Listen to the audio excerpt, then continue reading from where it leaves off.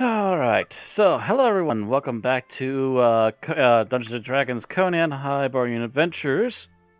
Picking up where we left off last time, after a quick liaison into the family crypts, Velena has given the temporary gift to be able to summon multiple undead, and has thus far, I believe, resurrected 84? It's like 84 or 86, I forget what the exact number was. I don't remember. Yeah, I don't remember any specific numbers stated. Our number was 40-something. Yeah, I think you were telling us how many people were in the actual graveyard and how about half of them rose up. And then I completely ruined the moment by interrupting everybody and giving my mace to a mercenary. You could have sold that for my whatever. Bye.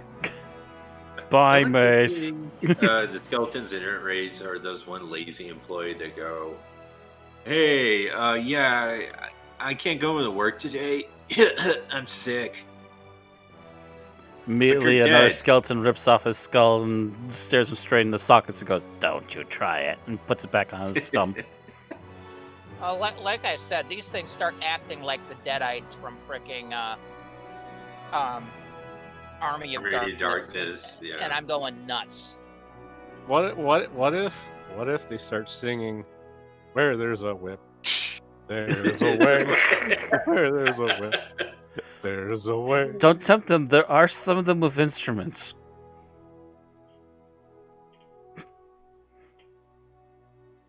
Oh gosh, and I just happen to think the bard could start up something with the skeletons with instruments, couldn't she? I think Randy disconnected from Roll20. Yeah, I'm connecting back. Suddenly, I couldn't access my character sheet. It just suddenly stopped working. Oh joy. Yeah, I know, but it's fixable. Stopping the music for a moment. Well, you finally got your 40. Yeah, I'm just gonna go with 48 because I think that's how many it was. I can't remember exactly. It was close to that though. So even if I did give you a few extra, it's only a few. I know it was in the high 40s. So your 48 skeletons, and you actually sent out some of them to scout. So a couple of the more heavily armored skeletons actually got off the horses and swapped out with some of the lighter ones to go right off ahead. Yeah, didn't you send them to go look for other? Basically, they just, as far as I'm aware, they were just sent to go scout ahead on the way to, gosh, trying to remember how to pronounce this. And then when I'm trying to remember how to pronounce it, I can't even read it properly because my dyslexia is kicking in. Dargava. Yeah, you sent the skeletons ahead to scout up to Dargava. Okay. Dargava, born and raised. All right. In the graveyard is where we spent most of our days. Don't get Randy started. Otherwise, he'll never stop. This play's written I don't know how many joke songs before my very eyes.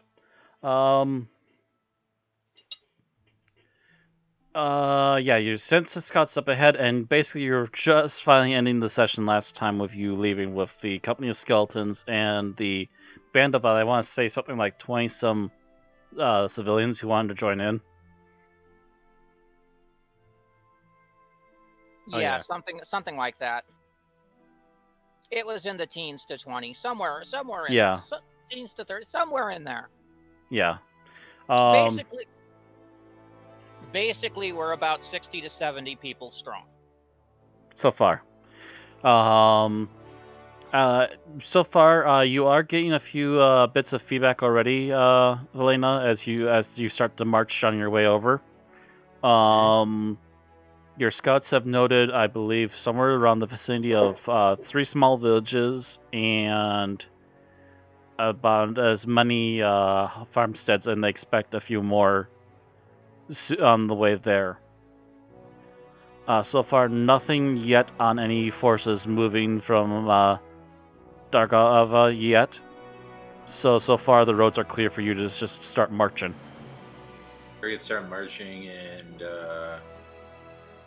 is it possible to summon any more undead that are willing, that have been attacked on the way to this town? Like So small far, towns there's or nothing telling you provinces? you can't. Although it would seem that the medallion tends to give you a hint as to when it's ready. Okay. Um, I'll keep that in mind. As we're marching, I'll play like a tune for a military march on my flute. So, you start playing a military march. Yeah, and I rolled a natural 20. Yeah, as Performance check. you're barely like not even a half mile out, and you start doing this, you start to notice that a few of the skeletons have been watching you for a few moments, and after a round or two of the song, they actually start adding drums in, and then a few of them join in other wind instruments, and a few of them even on barely still their lutes. So Oh God! it becomes Oh God! it literally It is becomes a Army small of band in the Darkness. middle of the undead army. God damn it! Where's a shotgun and a chainsaw when I need it? Oh, you're probably gonna kill me for this pun.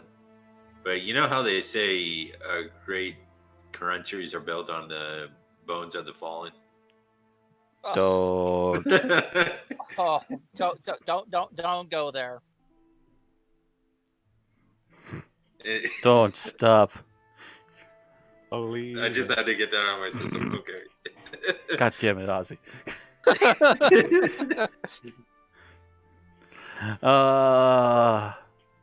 So yeah, it's basically Start as kicking Ozzy's you're ass for barely even bringing a up mile bones out, and and everything like this. the skeletons have suddenly started joining in with the lead pirate into doing a military march. Right. So I just keep an eye on this undead horde warily. Yeah, by the way, so far it's only been skeletons, so at most for physical responses, you get whispery hisses. You can't seem to really get anything out of them because they don't have vocal cords.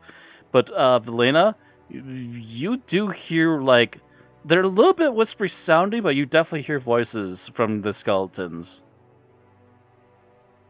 Matter of fact, as they're learning the song, you actually do hear a few voices in the back of your mind going, I think I got it now. And then you start hearing them all start joining in.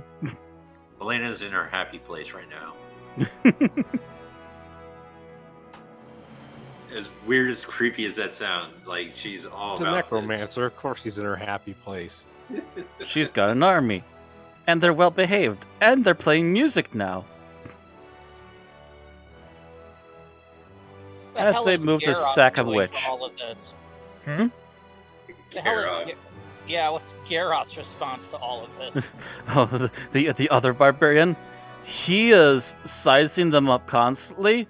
Although he can't say he doesn't enjoy the march music, he's still a little what the fuckery about this. So he's right with me on the yeah kind of level. Basically, yeah, he's still like something could go wrong here. They seem fine at the moment, but I'm keeping an eye on this. Theobald's also not too far away on that, although he seems a little more at ease about it. But then again, he's also a freaking cleric. Yeah, you can just point a symbol at them, go, and they'll just. Yeah, basically, he's not worried about his ability to handle a host of undead. I imagine Giselle is just like, well, if anything goes wrong, I'll just disappear into the shadows. Yeah, Yeah. Giselle, That while doesn't on work horseback, all does the seem to time. be constantly marching around, and she does seem to be. Every once in a while, you maybe catch her kind of glancing along at a certain dark spot, and just go, yeah, she's figuring out places to hide if she needs it.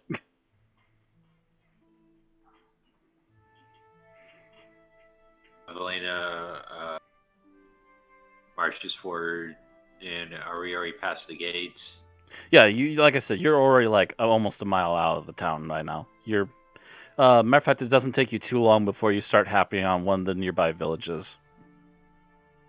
In a nearby village, oh gosh, what is their reaction to this?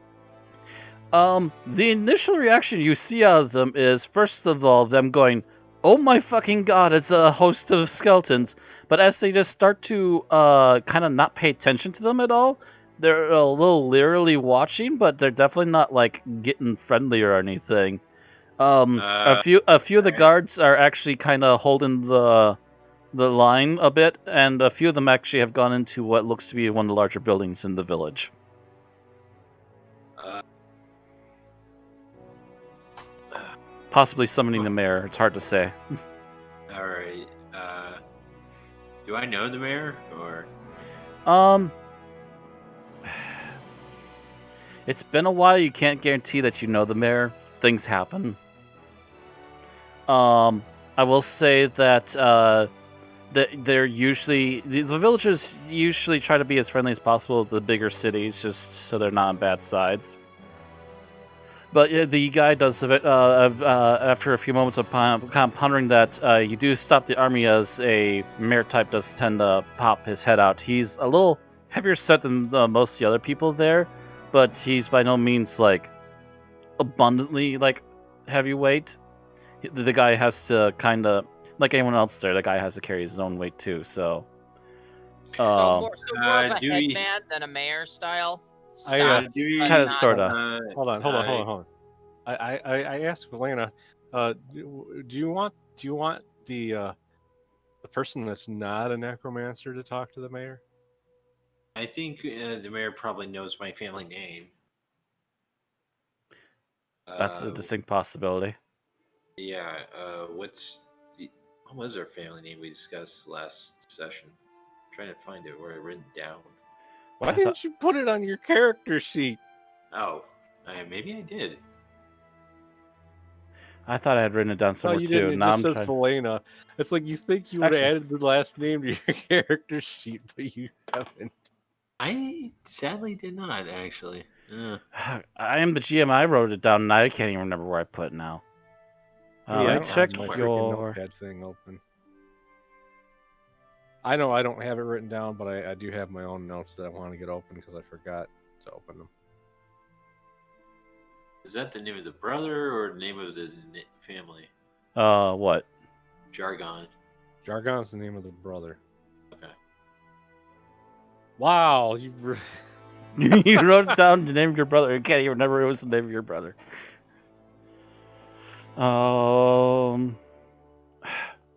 I might. Oh, right. I should be clicking on this. Okay, yeah, I didn't put it on your token. That was my first guess. It was maybe I put it on the token. Nope. Oh my god. Anyways, Valena says, "I am God, Lady Valena." God damn it. of House." We literally need to watch the previous episode now at this rate. God damn it. I am Lady Valena of House Blank. Yeah, pretty much. Of the house from Hyborian. As long as it's not House Harkonnen, I don't care. Or you could do it like Ash. Yes, I am from the house of. From the house of. Anyways, Valena says as such, and she goes, "We're going back to strike at the White Witch for all the homes that were raided and looted. Is there any people that you would wish to accompany us on our journey to rebel against the White Witch and probably remove her influence permanently?" Sorry, I'm trying to find you right now because you're quiet. Oh, sorry. So she says she's Lady Valena of House yada yada from Hyborian, and she goes, This is really going to be an issue that you can't remember your last name because this is going to come up multiple times at this rate. right, and she says, "Is there any? Were you by chance struck by the White Witch, or raided by the White Witch?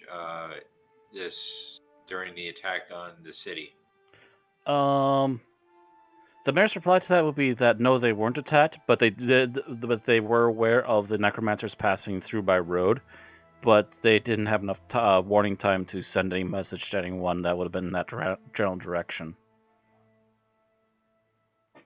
We're journeying to strike at the White Witch. Do you, by any chance? Actually, no. She's skipped that. She's gonna ask, "How do you feel about the White Witch?" And she's gonna eye them very carefully. How do they feel about the White Witch? Before even the mayor can speak up, You hear a couple of the local villagers, "Nasty piece of work, horrible monsters," and so forth throughout a couple of the villagers in the background. Elena holds up her hand and says, "We are not here to be behest of the White Witch. We are here to strike back at the White Witch and finally take Hyperborea for our own.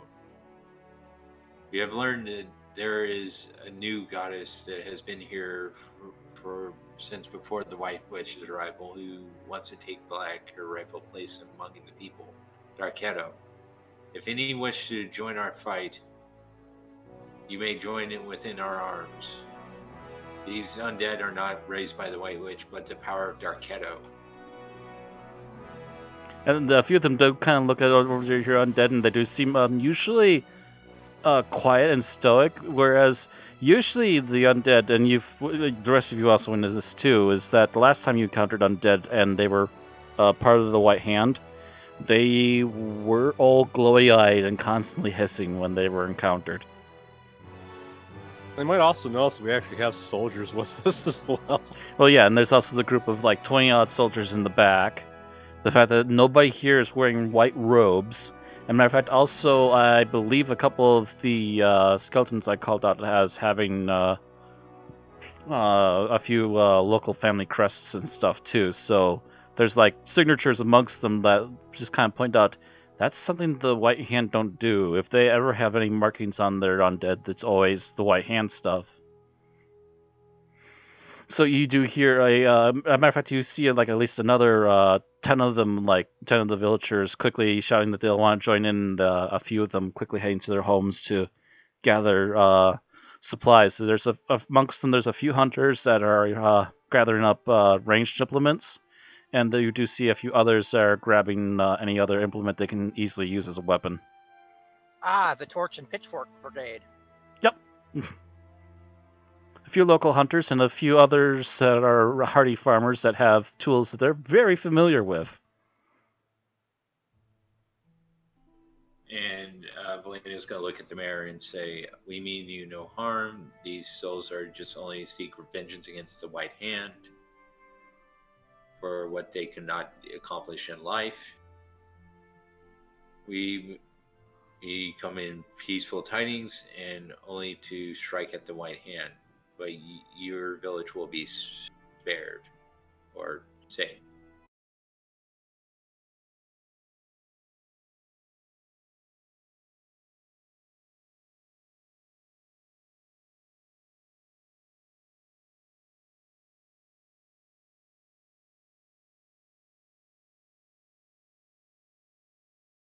Leaving that right now and closing them all. Also going to close that.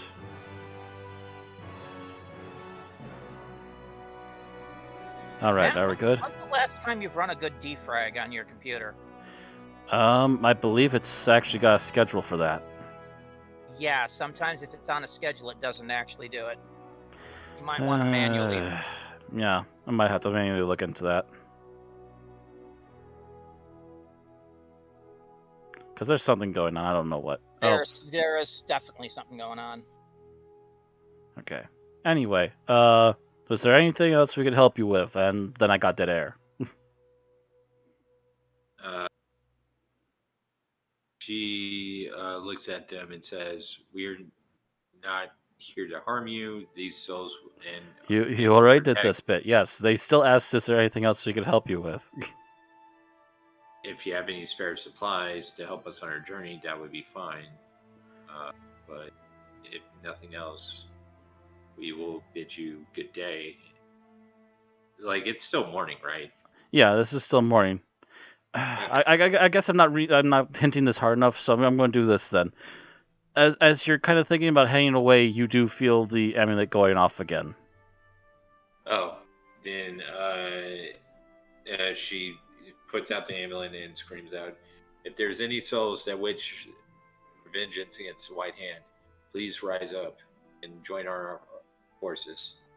You do see that off to the side there is a stretch along the side of the village, and it takes a moment, but you do feel the pulse go through you into the ground, basically pass through you towards the ground. And then a few months later, you do start to hear noises from the graveyard as numerous bodies get up and start to head towards the road and line up to wait for you to come closer. A few of the villagers immediately turn and look flabbergasted. They've seen occasional undead and they've occasionally seen necromancers. They've not seen anything like this. She tries to comfort them and going, "Fear not, these are just souls seeking vengeance against the White Hand. They will bring no harm to you.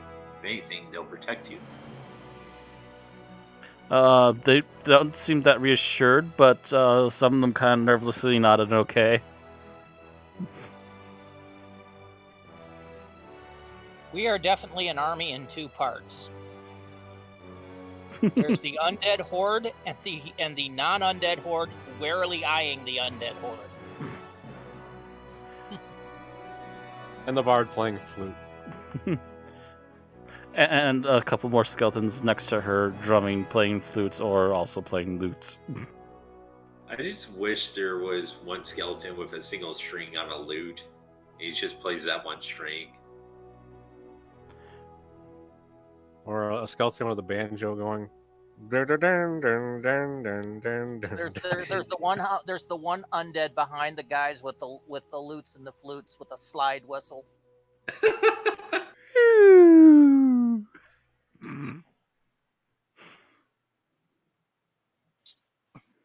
And the three undead with kazoos.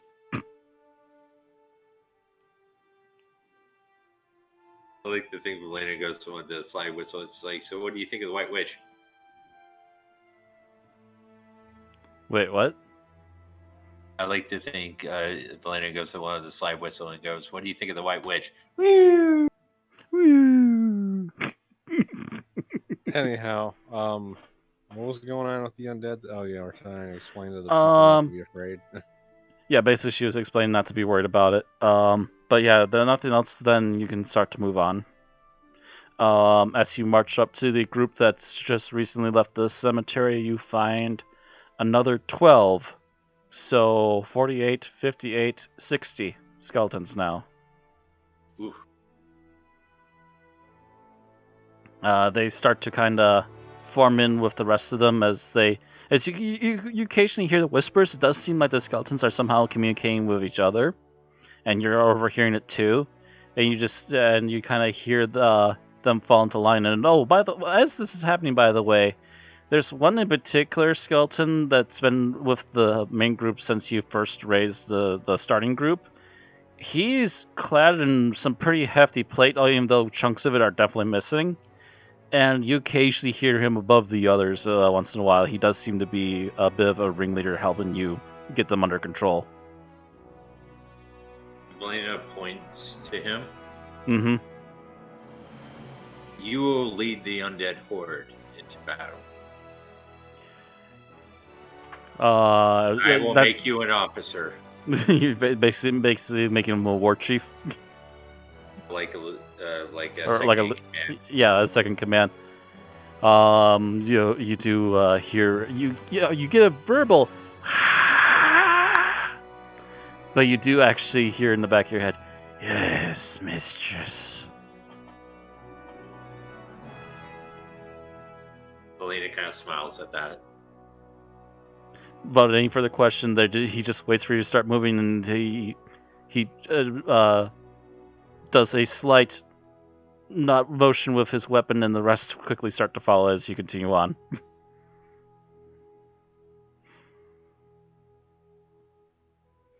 I'm gonna say after a while you do start to come across a few of the farms. The farms, you get a few nervous looks, but they're just happy not to be seemingly the target of your ire. And you do not see any graveyards nearby. It seems like they do go to the villages too, as well, to put away their dead. You need as much farmland as you can in one spot just to have the farms actually working. So they take their dead usually to a village or one of the bigger cities to take care of them. Makes sense. Mm-hmm. I will say that one of the farms, the man who seems to be running it, you see after he watches the army go by, then he sees the humans group towards the back coming through. He seems to realize that they're joining in on the fight, and they seem to be heading in the direction of the White Witch, and pretty much gets the memo pretty quickly. Heads up to a woman who's also in front of the farm watching this group march by. You see him talk to her really quickly, give her a kiss on the cheek, and quickly grab a large axe and start joining the rest of the group. And Valena.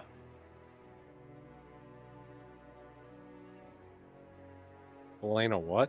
Valena is actually. I'm thinking about this. Actually, this would be pretty humorous. Gonna address the one guy that got in the back of the line. No, she's gonna go to either Garoff or Thelona. Okay. Make And sure she you can't decide who you're going to. Well, she can't make up her mind, so it's like. Roll a Well, 1d2. Uh, One for a Garoth and one for a Thelona. yeah, two for a Thelona. like roll d4, even odds or evens. Rand, call it odds or evens. Odds. Garoth. So she's gonna jab Geralf. Okay. Oh, I guess that makes sense. Garoth, can you train and lead the human forces? He immediately looks at you perplexed. I don't think they need training. I think they just need a target. Can you lead them? Should be hard to lead them. He kind of smiles. He's at least a head or more taller than most of the other people here. A lot of Hyperboreans are usually tall and lanky, but yeah, he may be almost as tall, the same height as them, but he is definitely a bigger, broader guy. It's kind of funny that Thelona gathers the forces and then Garoth leads them. Well, that's why I was thinking she would have gone to Flona. Why didn't you just make No, up no, your yeah, why didn't you mind? just make the choice? Whatever. Yeah, whatever. Whatever. Do you want to switch that to Thelona now? Because yeah, that would make more sense. Okay, let's switch it to Flona then. Jeez. So Felona, you've been just asked to make sure to help guide the human forces. I already intend to. Then, would you mind riding up next to my other officer in charge of the undead?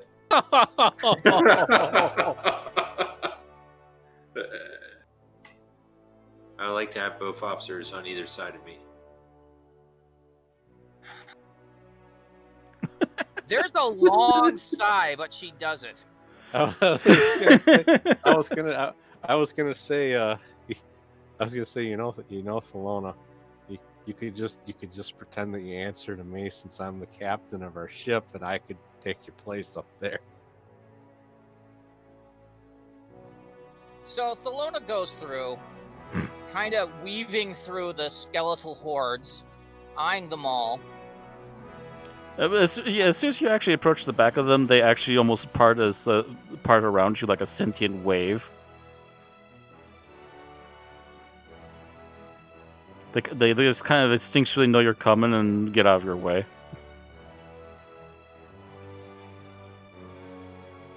And let you through up to the front. I can imagine what the skeletons are saying. Oh no! Don't get your head chopped off by the barbarian.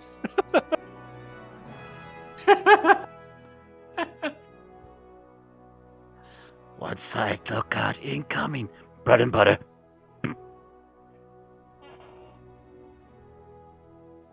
Yep. She'll get up there and she basically has the scowl going at this point. She's had her sword out in her hand the entire time, so she's riding one-handed. So yeah, as soon as you get up there, by the way, all three of you are on horseback. You're next to Valena, and on the other side of Valena is the skeleton, decked out in mostly their plate armor. He has at least a small wooden shield that's halfway gone as well on his one arm, and on his other side is a decently sized longsword.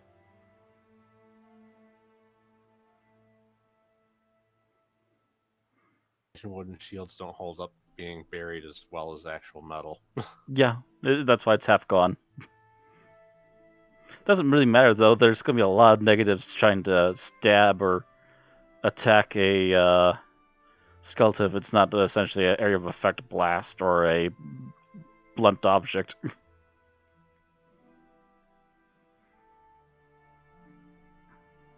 So Valena just marches through the farms, and actually, you know what? She's gonna call up one of the farmers. Okay, so like the next farm you go to, you call out one of the farmers. No, the one of the farmers marching with us. Oh. Isn't there like only one? Well, Two. there's at least even in the villages there's a couple of farmers, so there's like a couple hunters, a couple farmers, a couple sell swords, etc. So it's a mixed lot. Yeah, so she calls up one of the local farmers marching with them and asks them, do you know how to spread word to the other farms that we're marching against the White Witch and how to get more allies? You basically get the same answer as the village before. You would have to send out somebody fast, and we're kind of limited on horses right now, so there's not really a way to warn them ahead of time. Although the fact that you're marching with a brigade this big and flying multiple different banners tends to be a telltale sign as long as people pay enough attention that this is an unusual group to begin with, and they don't seem to be that pleased marching in the direction of the White Witch. Then Valena asks one of the farmers to call up Azina. He goes, how much noise can you make as much as possible and how far? What? Well, she basically wants you to play a war banner song through the whole march to get more people to join in. Okay, but, So you're asking the farmer if we get No, No. Azina. I know, but Asking a farmer to essentially ask you to keep making noise. Yeah, but the thing you were talking about before, though, sending somebody ahead, couldn't Giselle do that? Oh yeah, we'll send Giselle up ahead then. I guess you could. Not sure how much a strange lady out in the middle of nowhere is going to do for you, but Yeah, that's a good point. They don't know her. Never mind. We'll Yeah. go with your idea then. Fine. Do we have one of the Hyborian guards with us, or? Again, you got all kinds of mixed sorts. A good portion of the human band behind you is probably Hyborian, but again, mixed lot. It's specifically one that's part of her army from her town or whatever. I guess you could give it a try, but you're also asking them to go out ahead. They're going to be on foot. Oh, they don't have a horse or anything. Most of the people here, again, for the third time, don't have horses. Yeah, that's it's mostly this group. That's the only reason I suggested Giselle, is because she actually has a horse. But then the problem is that she's really not from around here. Yeah, she's a foreigner, like any of us would be. So your other idea makes more sense, which is why I just rolled for performance check. Horse we can give a guy, or just stop. Okay, I'll stop. Yeah, you keep going on these side things that aren't going to go anywhere, dude. You keep asking like the same thing over. It's going to keep giving you the same answer. Okay, anyways, Valena keeps marching forward as she's doing. Does she hear anything from the pendant or anything? Oh, from the skeleton scouts? No, the little amulet she has from her goddess. Oh, I think by now, yeah, you should have been closing on another village, and as you get some of the same stuff as last time, and you get a few more villagers that quickly join up in the human brigade, you do get another ping as you get close to their cemetery. She goes to the cemetery and goes, anyone seeking revenge against the White Hand may join us in our battle against the White Hand. All right. You get another pulse, and let's see here. Roll again, see how many you get. So far, it's been a lot of random chance, and managed to even out to an even 60 so far. Holy cow!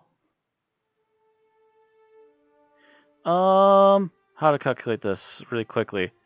Your skeleton crew just doubled. You cast this, and it's a decently sized graveyard. It's a village that's been here, probably an older village that's been here quite a while, and you see well over half of this graveyard just suddenly start to get up. Apparently, they must have raided this place once, and these undead are not satisfied.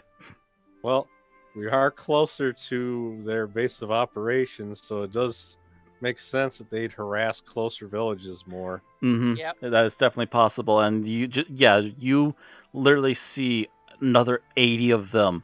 So you're the skeleton army just literally doubled in a matter of seconds. So you see a few more undead soldiers. You see a few undead that seem to be they seem to like they might have been just normal farmers and peasants and stuff, but they still have weapons of some kind with them. Some of them got long swords, some of them got axes.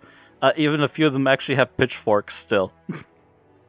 She's going to look to her skeleton officer and look at the numbers and goes, "Can you form minor officers under you to keep the undead in check in ranking orders and so forth?" You get the same whispery hiss and the voice in the back of your head going, "Yes." Turns back. And after a few moments, you do see a few of them take shape. You see first of all, a group leader for shield warriors, to which they have a leader that has a full-on steel shield of some kind take front center as the group reforms slightly. Behind him is a group of just regular melee fighters. And some of them are even on horseback, the skeletal horseback. And then behind them you have a lead archer, and he seems to be leading the long-range skeletal warriors. Skeleton warriors.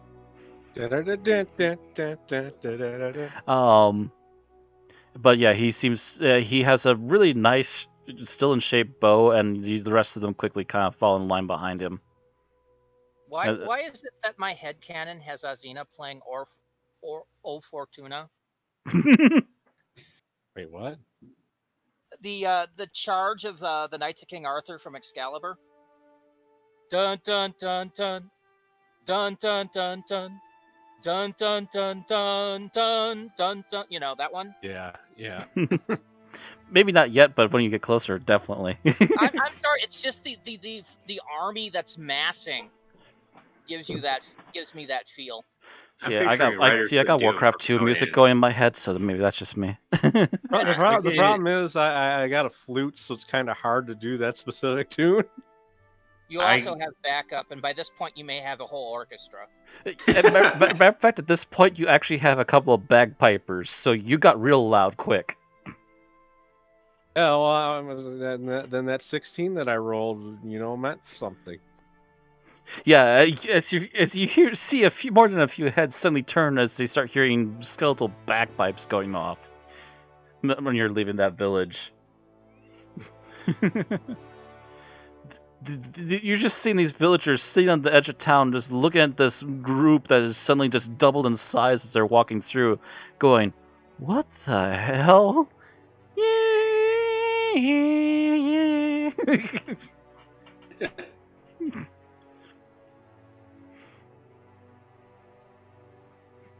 All of a sudden, there's an undead Roddy Piper. Too bad none of these bagpipers are going to be on a unicycle. I just have this picture in my head, like they're just watching the single file of these forces, and then all of a sudden, there's this little skeleton that's got only one arm, really short, and just hands out propaganda flyers to the people as they're passing by. Jesus. I know. I'm just saying the bagpipers leading this whole line of skeletons that still have kilts and full red beards.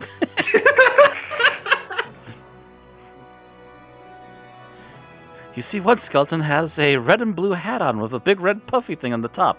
You're not sure where the hell he comes from, So but he stands out in a crowd. There seems to be another one that has a machine gun for a leg. What's the machine gun? So each village she passes, she gives us the same spiel she gave in the last village. They're going. Well, to there's seek one more vengeance. village on your way to town. By the way, your scouts at this point have reported that they are within less than a mile of Dargava, and they are watching. So far, the only movement they've seen is that occasionally near the towers they will see people in white robes watching and pacing the walls and then going back into the towers again. You know, the best thing about those white robes, the blood is going to stain them really good. Well, I was gonna say they're easy to spot from a distance, but that helps too. Well, I don't know. We're in a winter environment, so white on white. Eh. Not really. Well, They wear brown again, pants you're under kind of white far. robes. You're kind of far enough south that even if you look at the map, you notice that further north is definitely a little more whited out.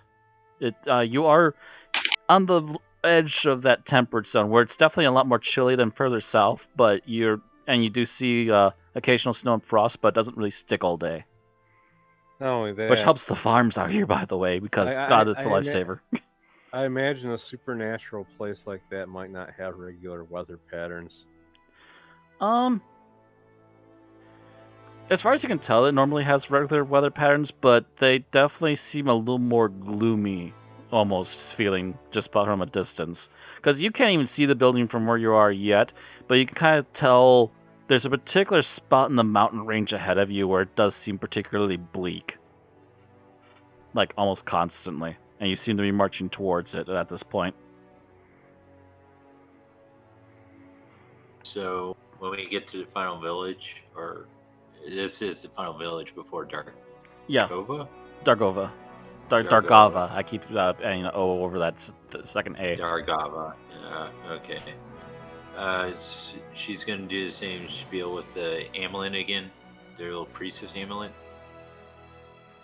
Any soul seeking vengeance against the White Hand, join us now and seek your vengeance against the White Hand.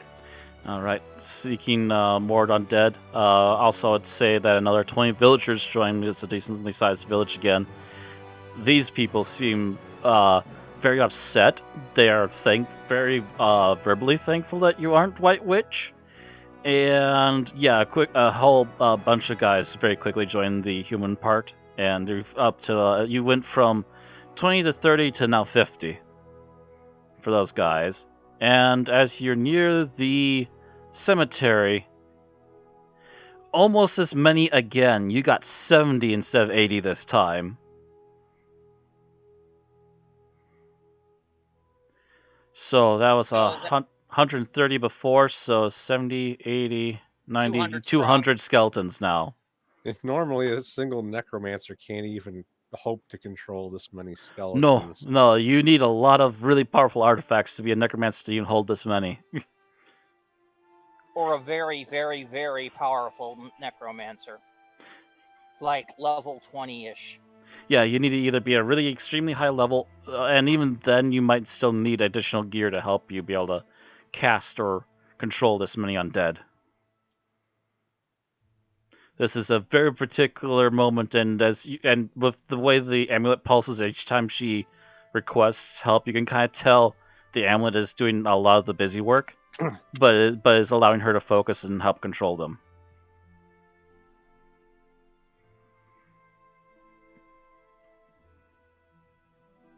So, yeah, so we got our forces ready, and I guess we're actually, she's gonna set up camp. And set up war camp and plan a route of attack at the Village. The not the village, the city. Keep, whatever it is. Yeah. Dargava is kind of like Velena's home. It's definitely a walled city that seems to be a lot older and the parts a lot more dilapidated. You do see that there's definitely discoloration from lack of cleaning care on the walls of the city from a distance. But I will say that you've gotten here and you've gotten to a distance where you're thinking about, say, a board camp, and you look up and you realize it's like barely midday. This is a very quick walk, mind you. You push pretty quickly to get here, but it's midday and it's still plenty of time if you so desire to. You don't even need to break camp. You just need to figure out what your plan is. All right, she's gonna call a meeting of all those people closest to her, and Real quick, can we take a bathroom break? Sure, we're about a hour in. Or actually, well, a little over a half hour. Yeah. Yeah, but the We're thing is, almost an we also dragged our feet getting started. Yes. I'll be right back. So sure, take a bathroom break. Drink them if you got them.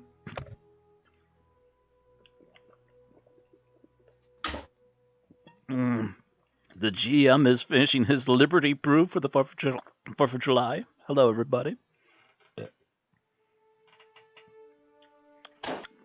I will say, I still like this one. I like this flavor of Mountain Dew. It's a very berry flavor. what flavor? Liberty.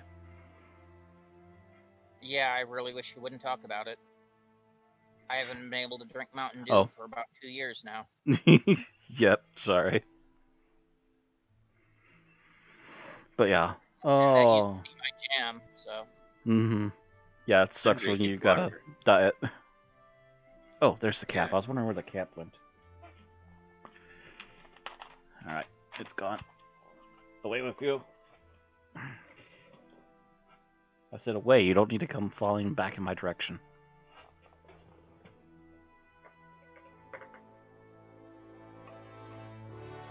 Alright. So do we have a detailed map of Dargava, or? Yes, you do. As a matter of fact, I made a new one because I wasn't as pleased with the original.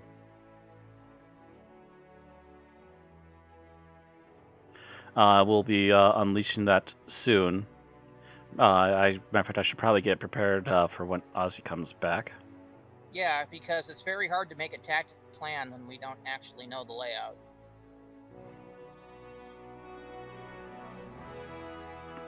In fact, yeah, now that you met, actually, no, I got an idea. I'm sitting here going, yeah, you should have, you should be able to scout out at least most of it for sure. And then I'm like, but I have tokens, right? You know what? I can just drag and drop them around where they'll be hidden. Never mind. Let me Yeah, I thought there was a way to put them on a hidden layer. handle this. I don't know about a hidden layer, but I can drag and drop them so they'll be out of sight and then drag them back in so they're back inside again. And actually, while I'm thinking of that too... Because I know there's a publicly viewable layer and a GM-only view layer. Because Bob was playing with that the other day.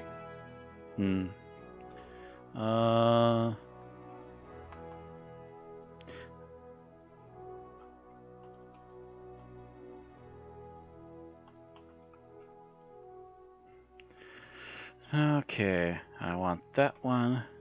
And was it this one? It's one of these two. Okay, it was definitely this one. This is the one for the normies.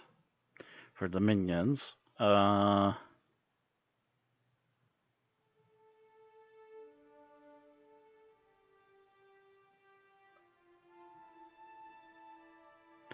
What's this? This, I think, is not what I was asking for. No, it wasn't. That's a homebrew thing, not what I was looking for.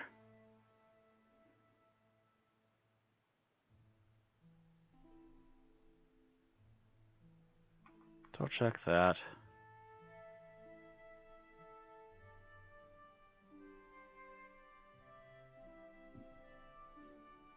I'm back. Alright. Okay. Just a moment. I am making sure I get all my stuff ready here. Hello? Hello? Ah, shit. Oh, Hello. Hello. Did you lose us, Ozzy? Ozzy? Now he's frozen. There we go. Okay. My freaking microphone got muted by the system somehow. I don't know. my microphone, my headset. There we go. That's the one I was looking for. And I need this. See, I remembered something that I forgot. I got these freaking dragon gummies specifically to eat them while playing D&D, and then I forgot about them.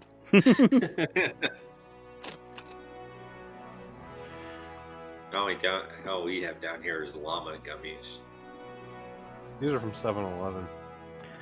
Reminds me, They're I actually still need to 7-Eleven buy brand. some jelly babies off the internet at some point one of these days. I finally had my first jelly baby. They're delicious. You've never had jelly babies before now? I had one. What was it? The last GeekCon, so like about 2 years ago. Eh. Almost 2 years ago now. There used to be a British store on Odana Road. I used to get my jelly babies from there. I was not aware of such a thing.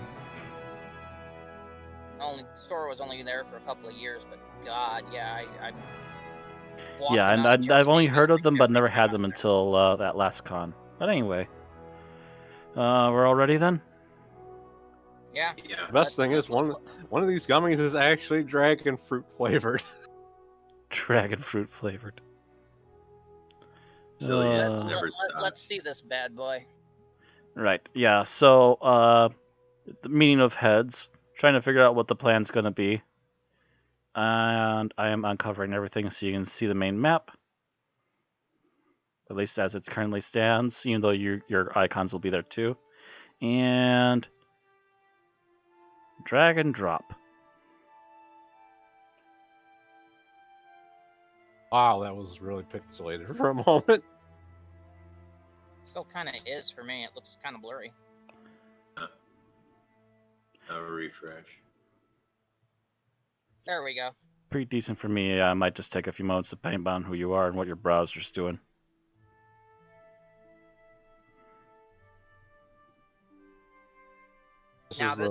This is the innards. That's where you're sitting right there is where the main city is, and then you can see that there's a cross of wall there that separates between the main city and where the main portion of the keep is at. Okay, and we're currently camped outside this whole thing. Yep. Right? Alright, so that means we have to breach one wall to get to the city, a second wall to get to the keep. So you just go all the way the other way around and just hit it from behind, but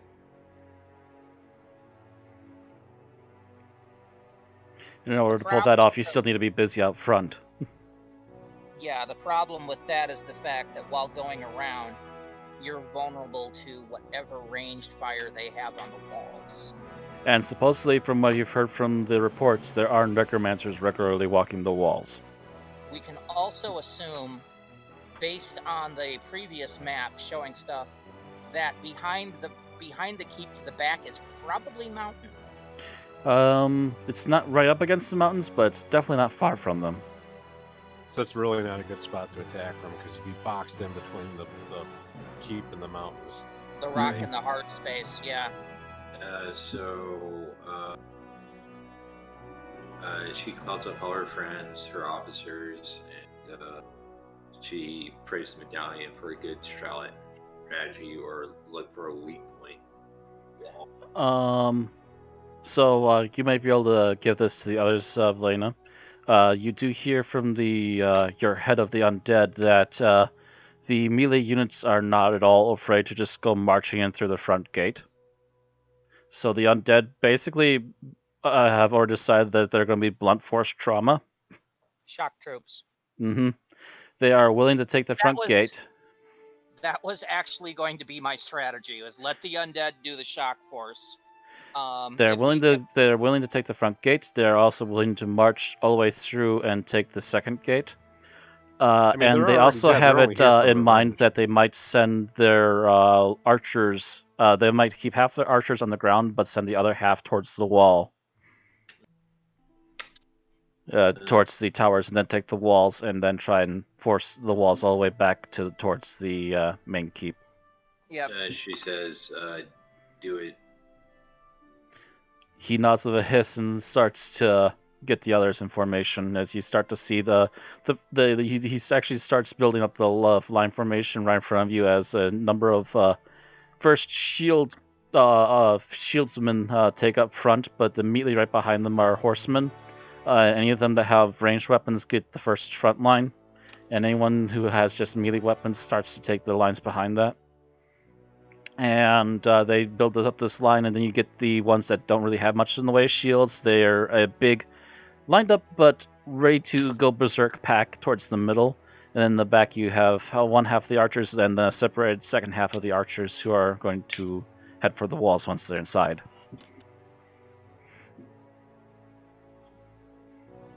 Alright, so my orders of the humans are to form the melee forces into a reserve force. To keep an eye on the undead line, and if that line starts to collapse at any position, to close that gap before the White Witches can exploit it. All right. Any ranged we have should stay together and take out any shots of opportunity on forces on the wall. Okay.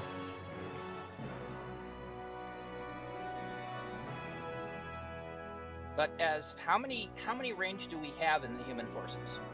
How many range do you have in the human forces? You're about at 50 altogether, I believe, as our call. I would say probably at least a good 15 of them. 10 to 15 of them are capable of long range. That's more than I thought. Not piffle amount, but some of them seem like they might be. A couple of them look like they might be sellswords. A few of them definitely are experienced archers. A couple of them are they know at least how to hunt down animals or get them off their property, kind of deal. And this is the best weapon they've got. I've got an interesting thought. I don't know if you really want to do this, but I was going to say, me and Giselle could probably take a handful of people to try and do some stealth stuff. I was thinking about that, but I was wondering if it would be a good idea to invite Flona, see if she agrees. Not until we've at least breached into the city.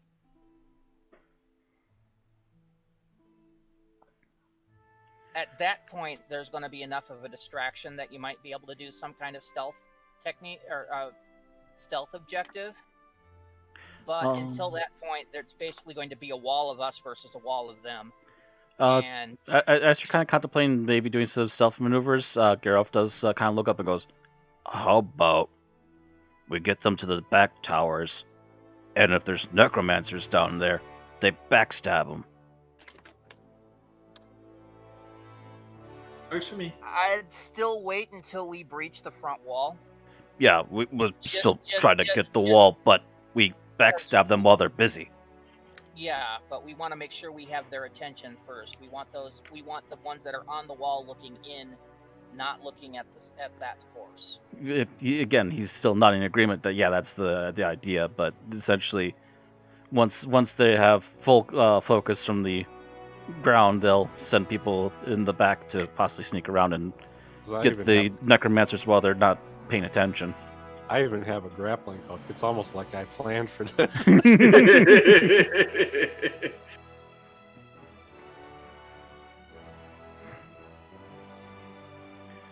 So that's the strat. So is there anything else you guys wanted to cover? Is that gonna be it?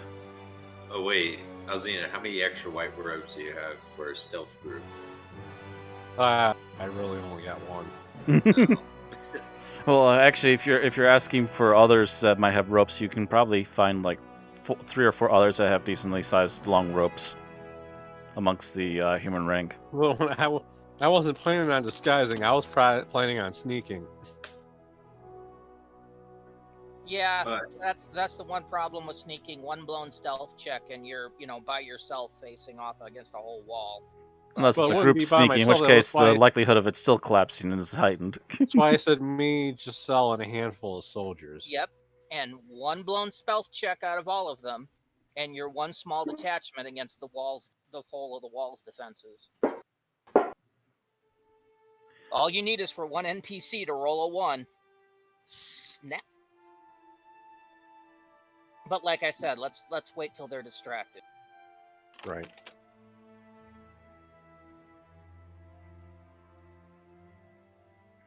So is that going to be your plan then? Although, if your plan was to sneak in during robes, I was almost tempted to pull the Mad Max. Give me a moment.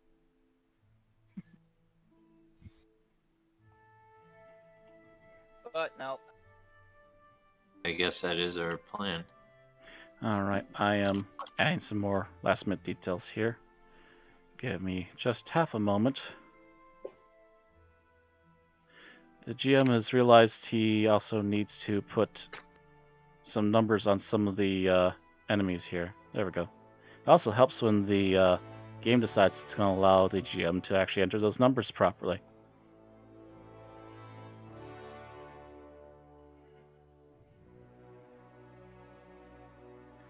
Enter. Also helps when he hits the enter button when he's done typing the numbers in. That goes smooth as silk. It also helps when he helps. Helping. Alright, one more and should be ready to go.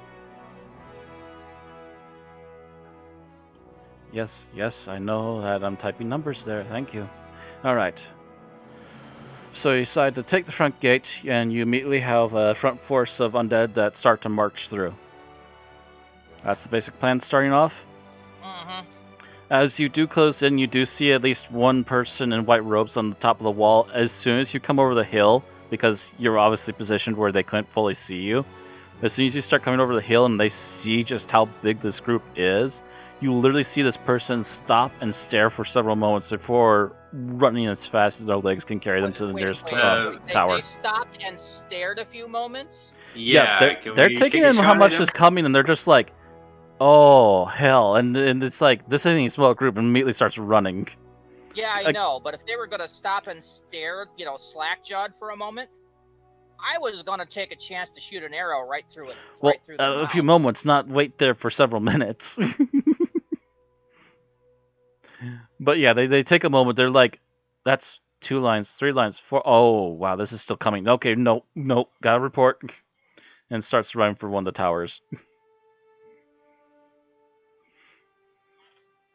Of course, as soon as this person goes running and the rest of the skeleton crew starts moving, you start hearing them bagpipes hit again.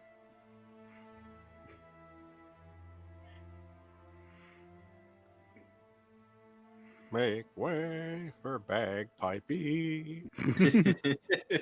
Make way for bagpipey.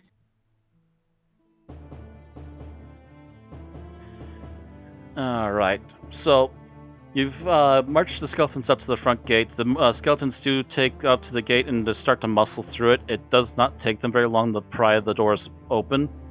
It doesn't look like it was locked on the inside, but there definitely was some stuff barricaded against the door, but it might have been old leftover stuff, because a lot of it seems like charred and burned and just kind of ash covered.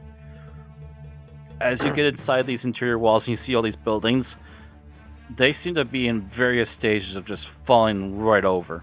There's a couple of them that are still holding together, but you can see like roofs that are burnt through. A couple of them are barely more than ash piles. And up ahead you can kind of see what might have been a little bit of a market area, but it just looks like a bunch of scorch marks at this point. And so far we're basically unopposed. You're basically unopposed. As the skeletons march through, there are occasionally undead, but they don't seem to be necromancer made, which is really bizarre. But they're also very few and far between, so it's not really a threat. As soon as they come within eye shot of the skeletons, they quickly march in and just take care of them. Here's something crazy. Valena's gonna talk to her pendant and see, are there any undead here seeking vengeance against the White Hand? Oh, like here in the city? Yeah. No, I will say that as you ask this, you do feel a little bit of a ping. It's not as strong as some of the previous ones, but you do feel like there might be a chance of something here. I'll try it. Yeah. Ooh, nice. You actually rolled high on that one. I pulled back the number that you were going to get, but you still got a decent number. I'm just going to round it up. I'm going to say another 20 of them start to lift up, and just give angry hisses as they start to join into their new formation. Any of these buildings that are still remaining particularly tall? Trying to think. I was kind of figuring that this one over here was decently tall, but half the roof is already gone. Yeah, I'm kind of looking for a place to place our archer unit. I was gonna say, should we check these 2 towers that are on the? Well, yeah, Yeah. as you're kind of getting in through the gate and you look to either side, you do see that there's a little bit of the tower peeking, the towers peeking in between the corners of the wall, and you do see that each of them has a doorway. Because we don't want anyone coming up behind us after we've moved forward. As a matter of fact, as you're contemplating this, the skeleton crew is doing what it's supposed to do, and the back half of archers actually split in half and go in either direction. So they're both going to both towers. Yep. Immediately, you got 200 skeletons. I want to say at least a good, maybe 50 or so of them might be archers, but out of that 50, 25 is still staying with the main group. The other group of 25 is more or less split in half and gone to either corner, and is starting to take the towers. What's the condition of this building here? That one there, I guess I would say that one is in pretty good shape, although it does seem like the windows got burnt up, but the roof is still mostly there. How tall is it? If you take in the attic, about three floors tall. And how tall is that compared to the wall? Maybe just even with the wall. That's perfect. Okay. So, archers. I'm basically ordering the archers to here. Okay, so you're ordering human archers over there. Yeah. All right. So they can snipe the wall top. Okay, yeah. So they got a sniping position for in case any necromancers are on the wall. Gotcha.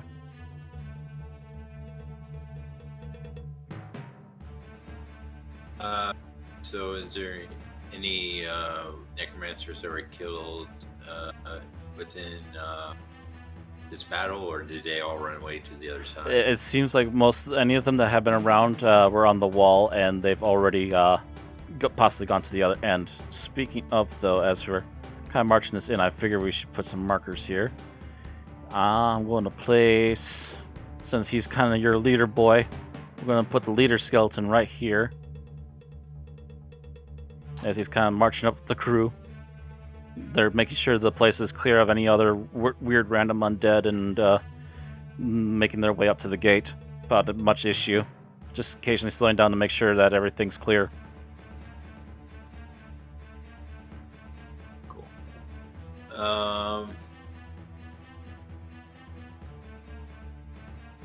No, I don't think now's the time for that, but she's gonna look around at, like, when they have a chance, some extra forces to search the houses and see what they find. There's time for that later, yeah. Okay, so, well, and you said some of these houses are falling apart or are falling apart. A good portion of them are falling apart. Some of them are just scorched beyond oblivion. Like, I'd say this one over here, it might look nice, but the only thing standing is a chimney and some burnt beams. Is there any beams that can be used for a battling ram? I'd say along the way, you do notice that this particularly bulky house over here in particular has some pretty large beams sticking out. Mind you, some of them have been burnt, but if you're really desperate for a battering ram, it's not going to kill you to try. Alright. So, I guess we're going to use the battling ram as a distraction and go with Xena's plan for a stealth force. Alright. You kind of give the idea of a battering ram to your elite skeleton warrior, and he points several of the mounted units to go pick up the biggest beam they can find in the building, and they start hefting it up, and you see about 6 mounted skeletons now carrying this very large wooden beam. A little bit of ash and soot on it, but it seems to otherwise be mostly there.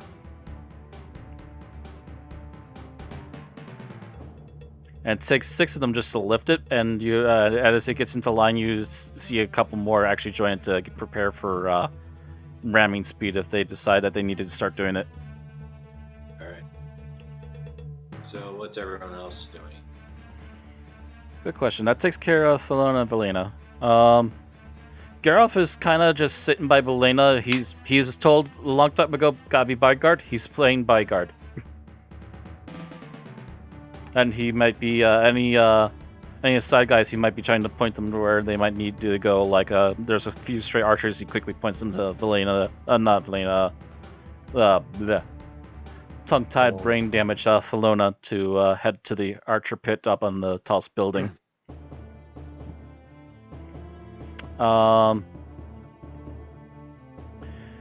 Theobald is kind of sitting back with the melee fighters. He seems kind of not sure what to do, but he's got an idea that he might save the ground forces to maybe cast a few blessings in case they need them when the human forces get involved. I was thinking, Mm-hmm. would it technically be possible to go up through one of these towers on the southern end and then just go along the wall to the northern tower? Actually, as you're probably wondering, that you actually do already see a small amount of the skeletons have apparently already cleared their way to the wall. So you're seeing like a handful of skeleton archers kind of slowly making their way down the wall. You see a few of them kind of poke their heads up and then occasionally crouch back down and start scurrying along the wall as they're just trying to make sure they can see any enemies that might be nearby and making their way further in.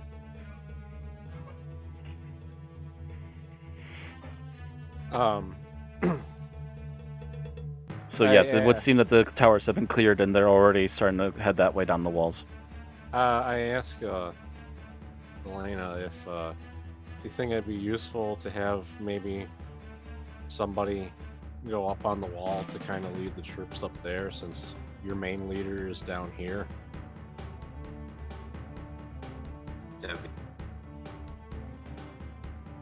What? Can't hear you. Yeah. Get closer to my. Yes. She agrees. Okay. I was gonna say maybe me and Giselle should go up on the right side. All right, do it. All right. So actually, since Theobald's helping the human unit, we're going to say the human unit's about here-ish, behind the skeleton army. Because they probably need that much room just for the skeleton army. All right. So just both of them head over there. All right. So I take it you're ready to try and take the gate then? Right. All right. The leader marches up there with the rest of the skeletons. He steps aside. And you hear him just and aim with a sword at the gate. The troops step back a little bit off the main road, and you see the main 8 riders hold up the big beam and immediately charge full speed at the gate, and just hear as you can kind of feel the rumble through the ground as they hit the gate, and it does buckle a little bit, but it's actually not opening yet. And you hear more than a couple amongst the group as they're obviously annoyed, and they're definitely aware that it seems to be locked this time. The troop of 8 pull back with the pillar and ram again. And just another deafening thud and quake of the ground. This kind of continues for a few more moments before you do finally hear a snap, but you look at the pillar and it's not the pillar they're using. So something on the other side must be giving way. They do it a couple times more, and you finally start to see a bigger gap in the door as it's getting smashed. And yes, you do see a giant plank, a couple of giant sized planks must have been put on the gate to try and bar it, and it's not holding up anymore as it's slowly cracking further and further with each ramming. And after a couple more times, they seem aware that's about to go, so another gesture from the lead skeleton, and everyone starts to pull out weapons, aim at the gateway, and file up to get ready to charge. One more smack, and indeed the doors part way, And as soon as that happens, you see a couple bolts of fire and ice fly at them, and they immediately lift up the huge beam that they've been using and block some of the shots as they back away. That's when you hear a hiss from the wall, and you see some of your own skeleton archers lean over the wall and starting to plank shots down at them. Not all of you can see this right now, but Valena, since you technically are getting messages and mental notes from the skeletons,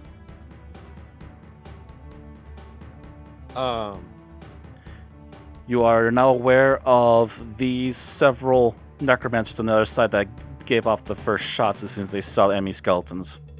I'm assuming if our archers are on the walls, then me and Giselle would have moved up a little bit. Oh yeah, If you can move up to catch up with what's going on.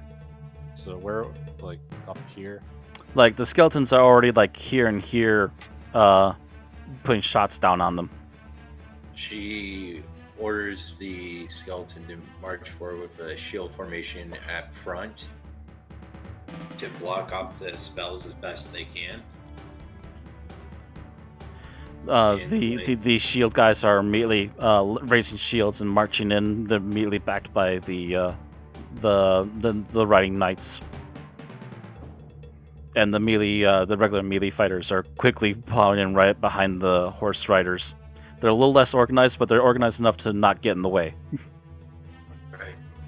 They're just falling in as quickly as possible, and the half of group of archers right behind them, and even a few of them probably taking shots already as well.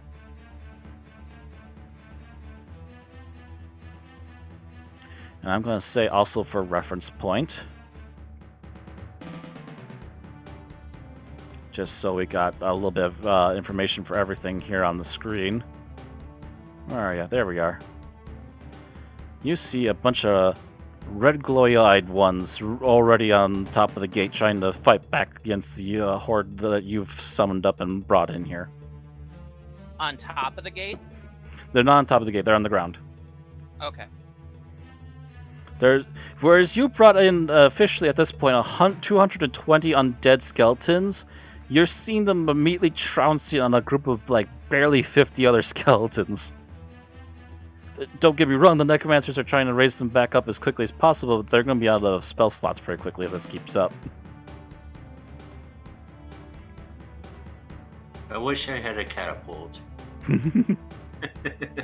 Why, so you can launch Gyroth over there? Actually, no. I was thinking of just bringing fire as the wizards as they're trying to raise up back up the skeletons, but I think Garth could be fun too.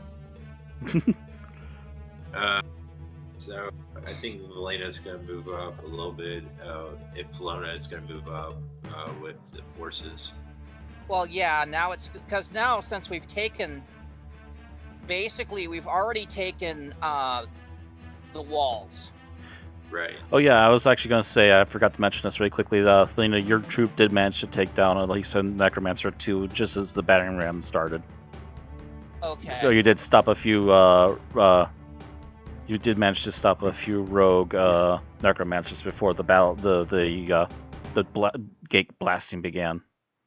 Yeah. So basically, you took out the few that were there, and they immediately got replaced by our skeleton archers. Yep. So that's move our archers up to the walls.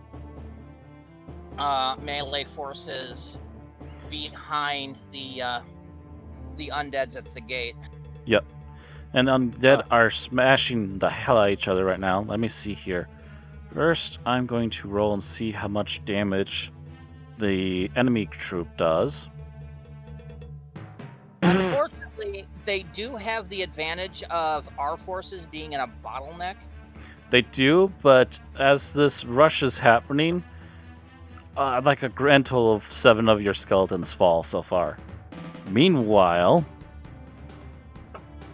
our skeletons are better armed probably too. So wow. Yeah, so as they're taking down like maybe 7 of the skeletons, immediately the swarm that you brought in just rushes them.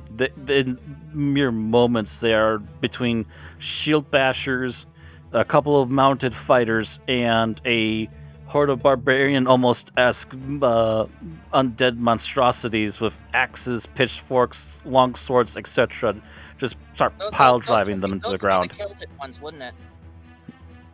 There's a few Celtic ones. There's a few that look like they might have still been more or less recent Hyborians. Not Celtic, kilted. Oh, kilted, yeah. Either way works. So I've had a thought. Since I'm on the wall with the archers, could I use my spyglass to point out targets of opportunity for the archers? They mostly listen to Velena, but give me a. Let me think here. The thing, because I could try to like see if any of them are more vulnerable targets than others because I have a spyglass.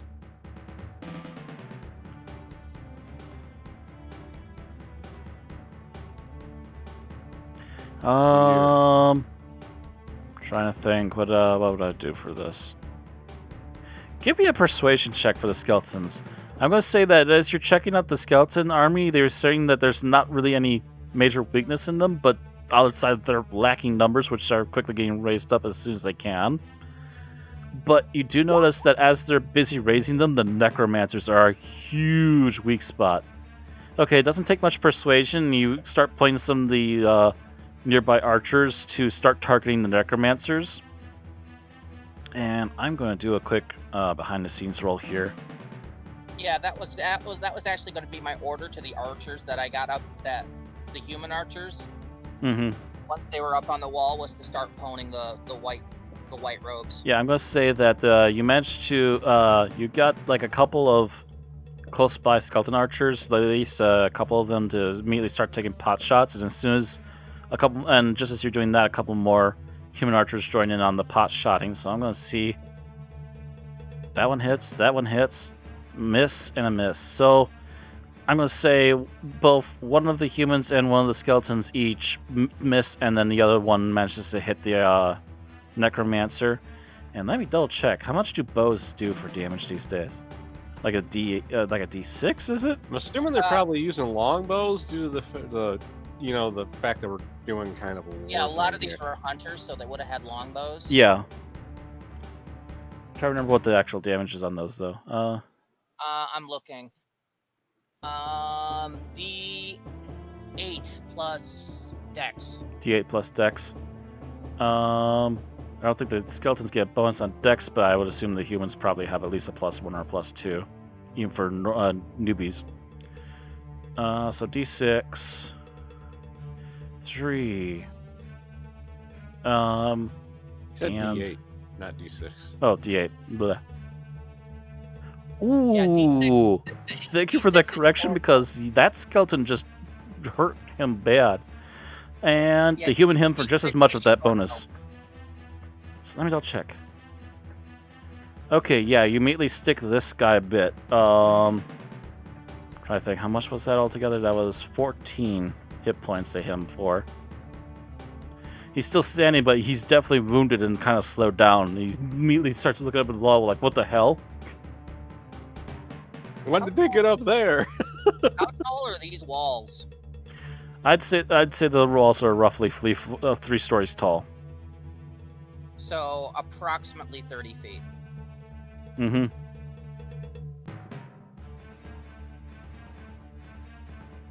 All right. It's a nifty drop. Yeah, I'm trying to think if it's worth the risk. Climbing up there, then jumping down on them. Jumping down on them, yeah. Geralf's been thinking that, but he's also still playing bodyguard. Just had a thought. My problem is I'm the one that has to lead. I'm the one that has to order the humans, so I can't do risky, stupid shit like that. If Garroth had been leading the humans, I probably would have. I'm curious. Are these necromancers supposed to be individual necromancers, or are they representative of a group? Do you mean like are they a group stat or just individual stats? I'm talking about like the tokens. Are these supposed to be individual necromancers, or are these like groups? Oh, those of are these? individual necromancers. I'm gonna say maybe me and Giselle should move up to the tower, stealth down, and try to attack them from behind. All right. Technically, you are in combat, so trying to think. It's gonna be 30 feet, just so it would take you a turn just to walk down there. Otherwise, if you're still like where you guys are right now, 5, 10, 15, 20, 25. Yeah, one turn. So if you're running, you could probably sneak all the way down and then sneak out in your next turn and start attacking. Is that what you want to do? Basically, take this turn to get down to the bottom of the tower without hurting yourselves.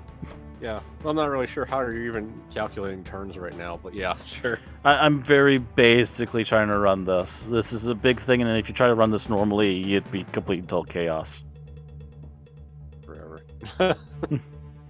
They take forever managing 200 skeletons. Yeah, managing 200 skeletons, 50 skeletons that are constantly trying to get raised back up.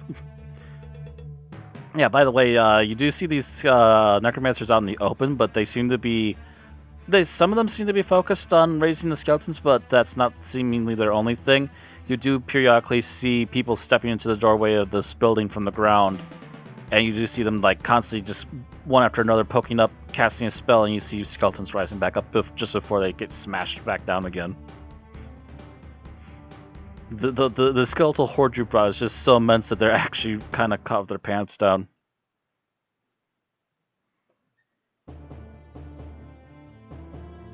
So it's basically keeping your skeletons busy while their own are trying to keep those skeletons going.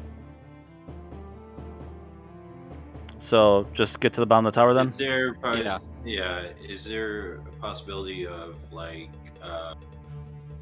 getting a shield wall to box them all into a like box tactically? Box who in? The skeletons? No, the necromancers. They gotta get through the gate first. They gotta get through the gate, and they're kind of bound neck by the 50 or so skeletons that are standing right there in front of them. Let me check something. Lightning bell starts on self, right? What? On the what now? Lightning bolt. Yes, lightning bolts starts from your location. Yeah, basically you're shooting a lightning bolt directly from yourself out to what's in front of you. Up to, what is it, 150 feet, I think? It used to be in like the older editions. You shot it to you made it start at a specific spot and then it moved forward. But I think they changed it to where it just extends. Basically, they made it a Hadouken. So I can't use it without hitting my own troops. Okay. Nope, you will not be able to use it from where you're currently at without hitting the skeleton army you've created. Right. If you wanted to throw a fireball past them at the enemy skeletons. I don't have fireball. See, whose fault is that? Mine. I forget, what level is fireball anyway? Isn't that 4 or is that 3? Three. It's the same level as lightning bolt. Mm-hmm. But he didn't take it because he wanted to be different. It's different. Maybe not always the best choice, but it's different. Right. I guess. Is it possible to? How many? Actually, yeah. Can Valena see this guy? Oh yeah, you can see him over the group of skeletons. He's kind of hanging up by the wall, occasionally casting little bolts at your guys, but he also seems to be pretty focused on keeping the main group of 50 from staying down. Let me check animate dead real quick. Oh, okay. Blindness, deafness on him. Oh, dang. Okay. Why is that make it so he can't animate the dead because he can't see? He can't see them, so he can't animate them. Yeah, he can't even attack anything without suffering a debuff, I think, either.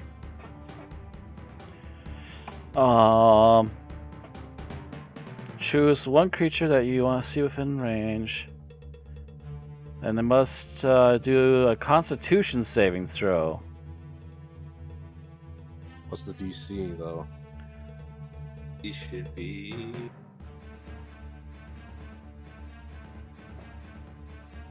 They only get +1 to this. DC is 15. The Necromancer rolls a 4. What do you do to him? He's blind.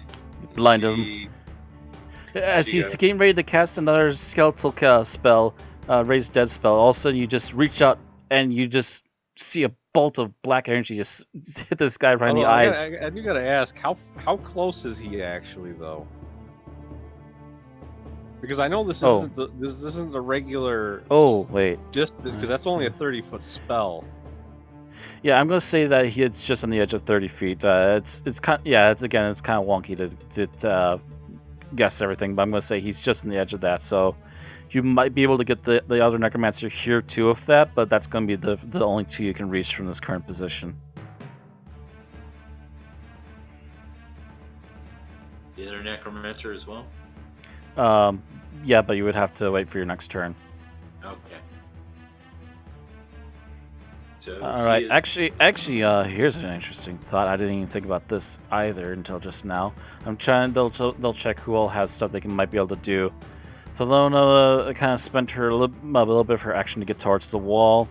She might be able to do something ranged if she really wants to. Same with Geralf, but Theobald. Couldn't he can't turn the enemies undead? That's what I was just about to say. Can't he turn undead and literally just free the undead army to trample over everything next turn? Maybe, maybe not. Turn I'm not sure- undead. I'm not sure turn undead is side specific. Present your holy symbol and speak a prayer. Each undead that can see or hear you within 30 feet of you. Yeah, you'd hit the allies with it. You can't use it then. Yeah. Within 30 feet of you. So it's, from his direction. Actually, he can't turn undead without affecting the allied group too. Mm-hmm. Yeah, it's a double-edged sword. Like, see, Normally it wouldn't be, but this is a unique situation. yeah, that'd be great. He goes, go! And the thing is, our group is closer than the enemy's group. It would affect our group first. Yeah. So, aside But from that, our- though...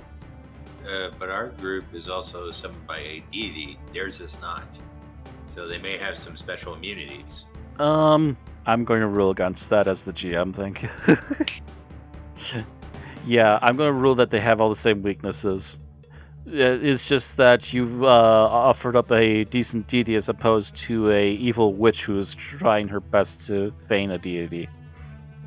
But you don't know where her sources come from either, so... There it is. How far away can this be? 60 feet. Okay. So instead of that, what you see is this. Theobald takes a few minutes to quickly cast a prayer under his breath, and then looks up and points a finger out into the middle of the undead crowd. And he manages to bring up something a little more interesting than normal.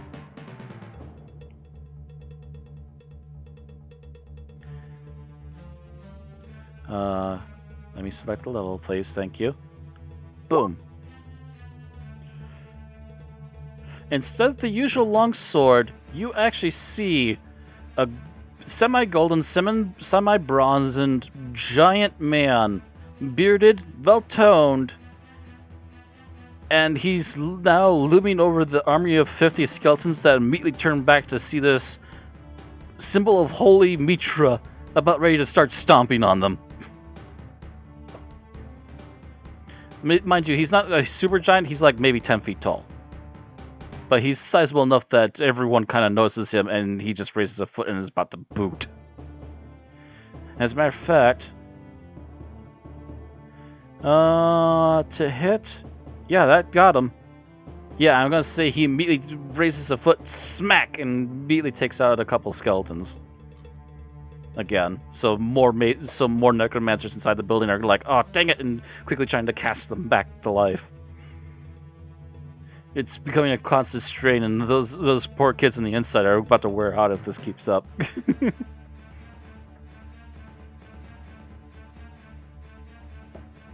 So he's also adding a little more chaos to the fire. Can't turn them, but he can smite them. Thelona, anything you want to do from a distance? Well, fuck it. Let's do something stupid. I'll nudge Garoth. If our line breaks, can you tell the men to charge in? He quickly nods. I can. All right, I'm going up on the wall. You're gonna head for the wall. All right. I don't know if you want me to make a climb check at all, or That would be acrobatics, I think. athletics or acrobatics. Yeah, that'd be athletics or acrobatics. I think that's the same number as far as Thelona's concerned.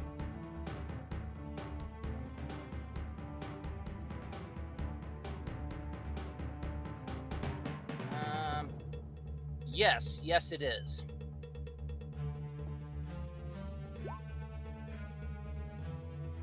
Athletics. Okay. I'm gonna say that you it starts getting a little slick towards the top, but you do just barely manage to get to the top of the wall, but that's gonna be pretty much most of your movement.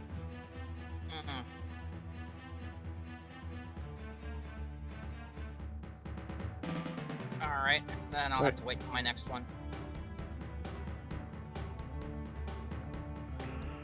Alright, so basically we're starting this at the beginning again, so we're gonna start with the skeletons who are bashing each other constantly.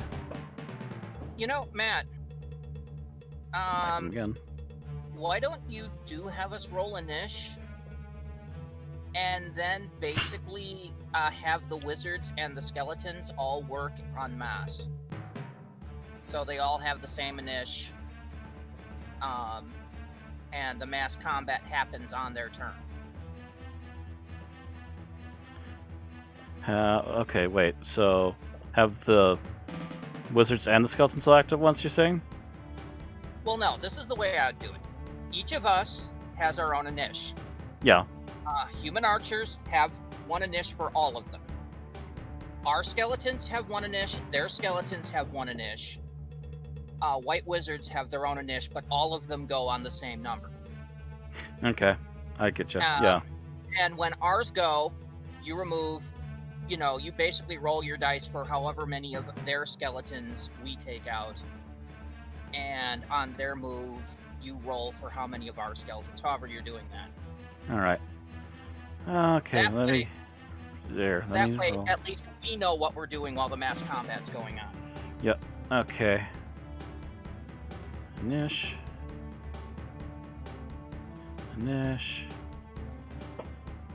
Oh, that's nice. Right.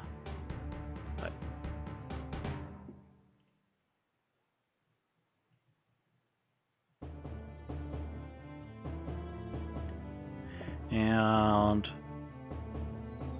let's just go a few for their niche right now. Yeah, see, you could just have Giselle go on my turn since she's kind of moving with me. Just a second. Descending. There we go. Oh wait, people are still rolling. Okay, then we're done. Okay. Yeah, I had to get my my sheet back up. I had to close and reopen again because stuff wasn't working right. It turned out I actually had a stuck. She's actually not too far from you, but you know what? If you're worried about it, we can always move you up to her, or her up to you, actually. Actually, Just to keep the stealth group she's together. going right. Okay. Just keeping the stealth group together. She would have had the skeleton captain in between. Skeleton Oh, yeah. Captain and something else. Thelona. In between those actions. Alright, Theobald is going first.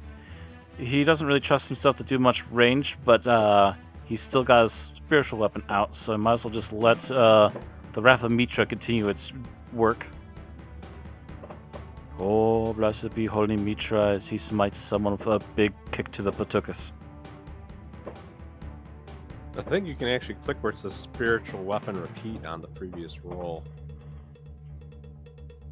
Well, that's kind of buried. I already have the character sheet up now, so. So he's basically using his spiritual weapon as a miniature avatar. Basically. He even more so than normal. Usually he just summons up the longsword of Mitra. This time it's legit Mitra kicking on dead ass. Yeah, he ain't hitting with that. though. No, that's a whiff. The skeletons have gotten wise to his attempts to kind of thwart them. Ah, fuck, that's large. Yeah. Geralf tries to move over a little bit, and I believe he still has. He's not really well versed in it, but he does have a ranged weapon, as I recall. Yep, he does have a heavy crossbow. Is he shooting at the skeletons? Actually, he's going to shoot past them and try and hit that other necromancer. I believe, yeah, technically it's a 30-foot shot. Maybe a little bit more considering where he's at right now, but I believe he can make that, and that does hit over their armor level.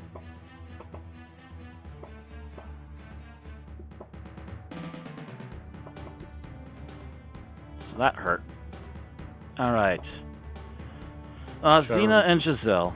Should I make a stealth roll, or should I just assume that they don't know I'm here? They're focused, so make a stealth roll, and I'll decide, depending on what kind of roll you get out of it. It's a stealth roll versus their passive. Basically. Because they're kind of, looking, over here. Yeah, they're not going to be able to actually roll to detect you. They're going to be on passive never mode. mind. They ain't gonna hear shit. Nope. So I'm gonna walk just up to make behind- sure, because Giselle needs to roll too, since this is also for her. Although I'm going to say that might help her if she does roll bad for some reason. Although I'm not sure how she can do that with a +7. Wow, she By rolled rolling a 2. Like I said, it only takes one person rolling low. I'm going to say, yeah, she, actually, what's their passive? Let me double check their character sheet for their Whatever passive their really quick. perception is +10. If you're distracted by the battle, wouldn't it be with advantage? It might be. That's a good point. I was actually kind of wondering that myself. I'm gonna say that maybe she gets advantage because of the focus on the battle, and even more focus because one of the guys is starting to scream as he's then blinded. It's just like, what the fuck?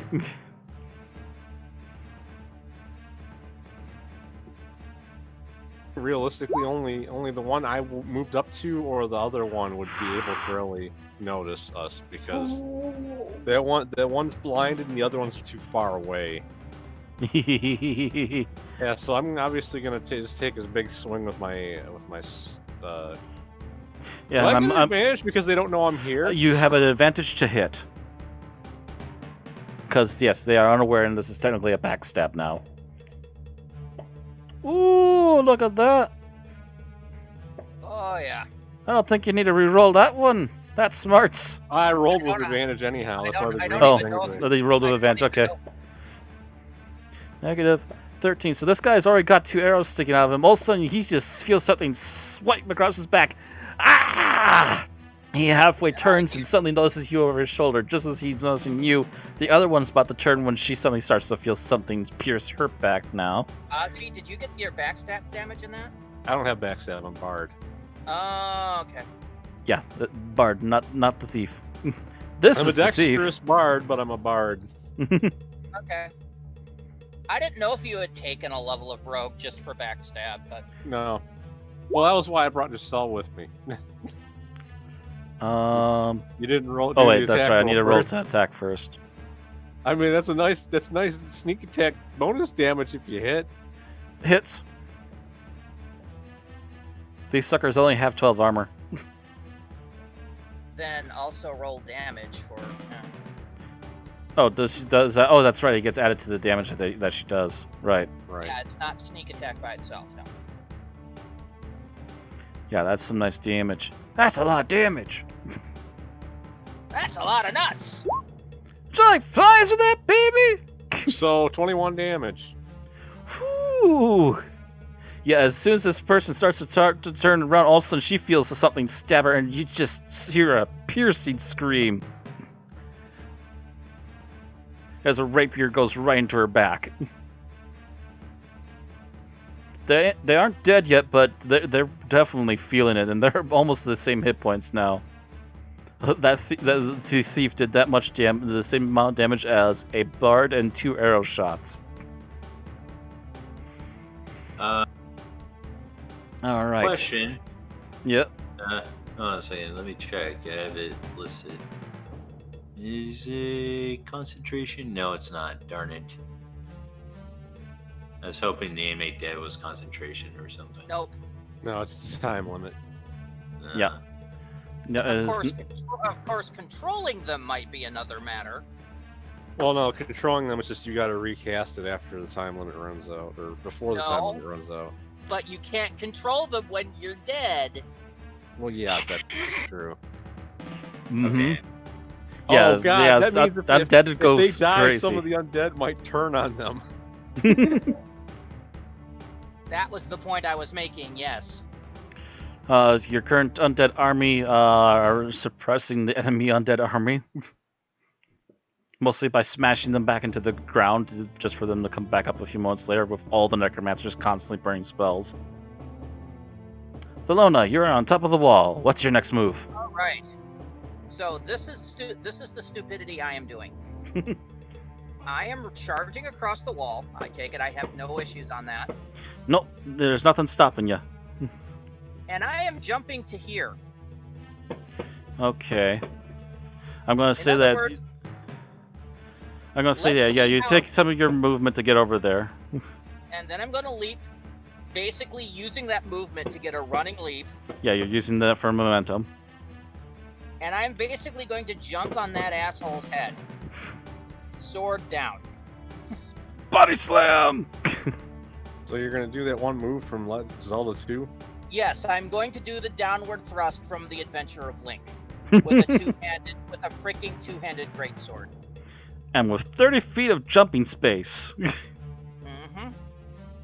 I would say that, So- yeah, definitely the range of 30 feet high versus, what, 5 to 10 feet wide. You've got more than enough space to make up for the height that you need to jump from.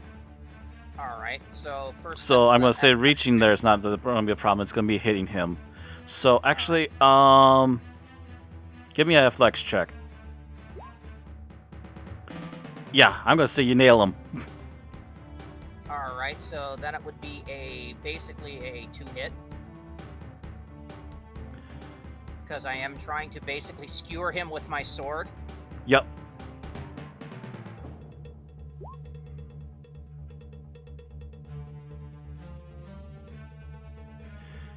So I'm yeah. going to add that, but how much normally happens for falling damage? Because I might add that to how much damage he's going to take from this. Because it's kind of both at the same time. Is it like a D4 or something for every 30 feet or something like that? It's D6, but I'm not sure if that's true in this one. D6 It is a D6. All right. for every 10 feet. D6 for every 10 feet. So that's 3 D6 added onto that damage roll. Additional 10. You did 22 damage by falling on top of him. He's course also not feeling that great. Of course, the downside is I would like to make an athletics check to take half. Oh no, I'm saying that all the damage that you did from falling is mitigated actually by the hand. applied to him only because you landed on top of a squishy thing. Okay.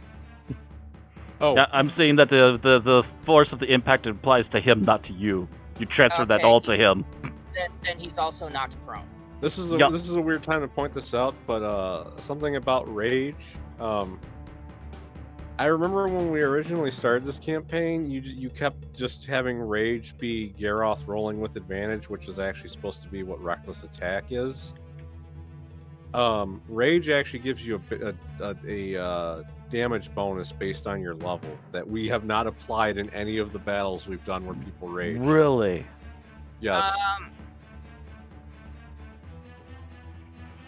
You're not raging right now, so it doesn't matter at the moment. But if it comes up again, there's a damage modifier for when you're raging. I was applying that damage mod when I was raging.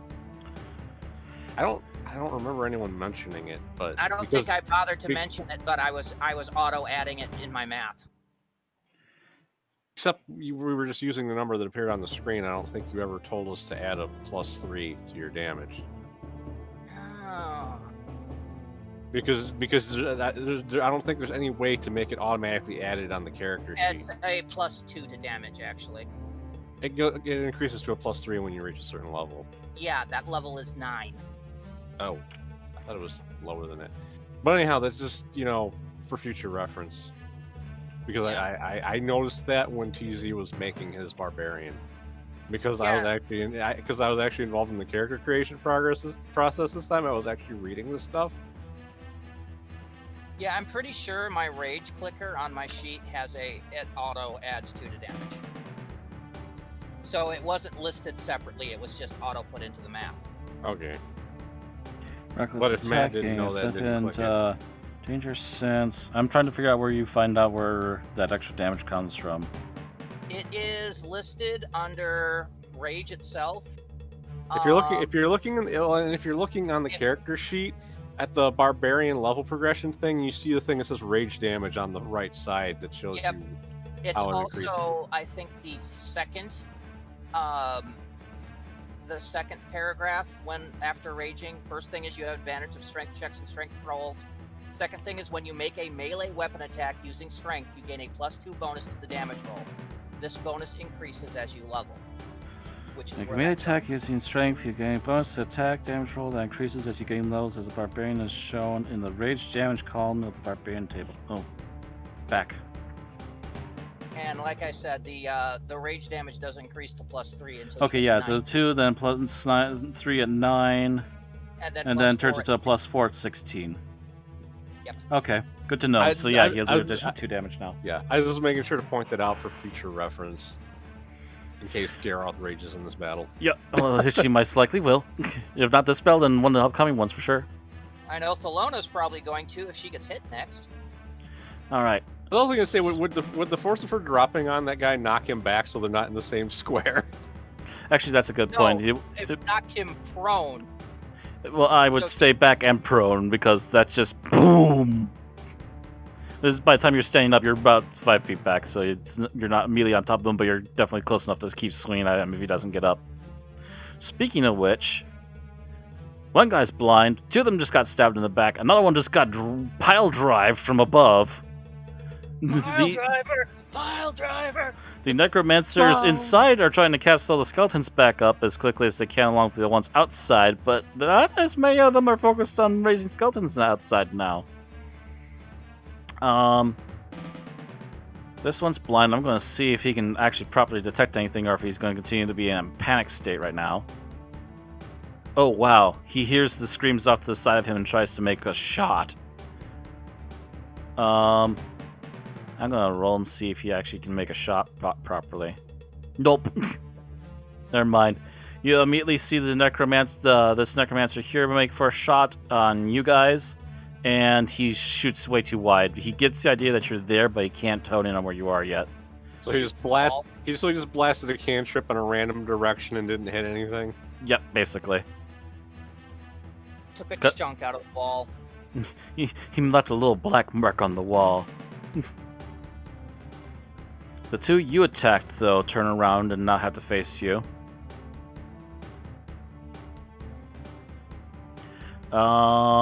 Let's see here. What do they got?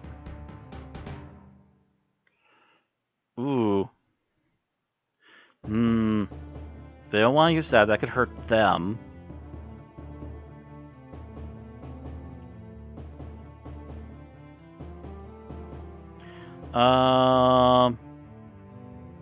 Actually, yeah, what does that do?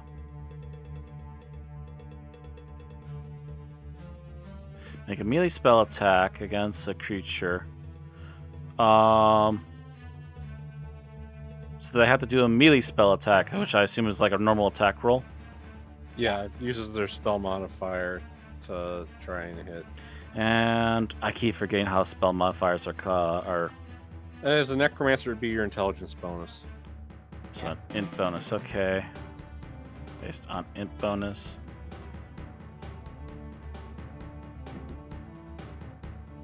Oof, that's a +4 to try and hit you.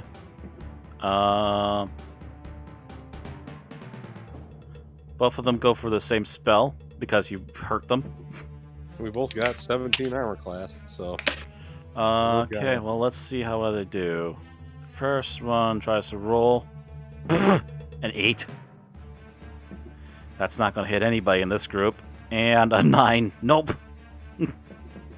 Both of them, you see both of them reach out to try and grab you. Both of them have their hands glow red for a split second as they try to reach out.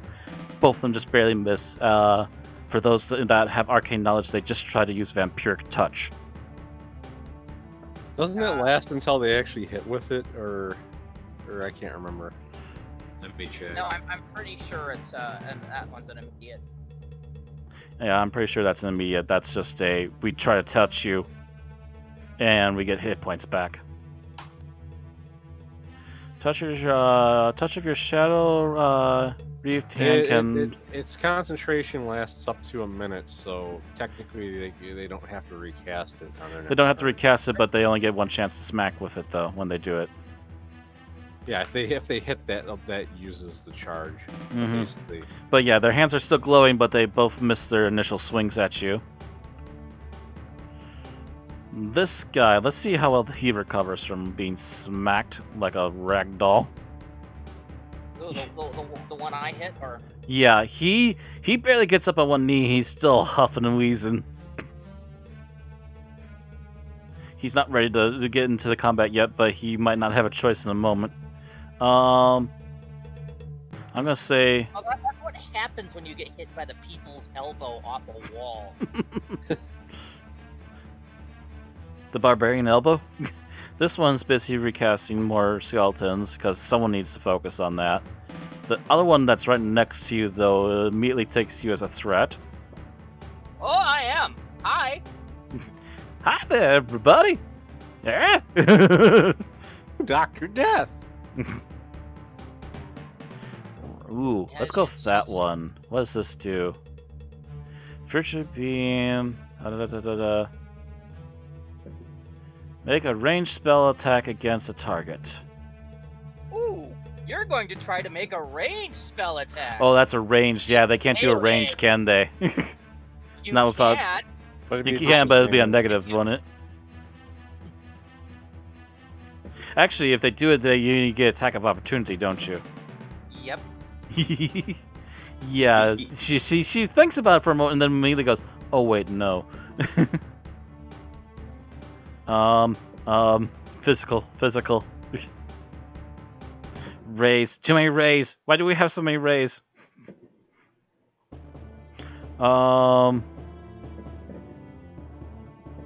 That's a range 2. Oh shit. They have so many ranged attacks and not enough physical. You know what?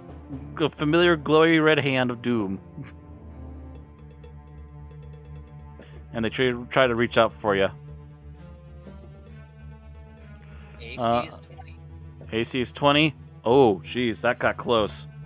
Oh, +4. That's 21.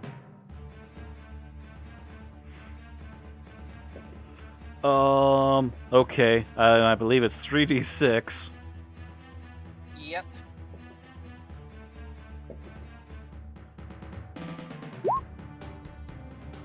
You take 8. You take 8 points of damage. Wow.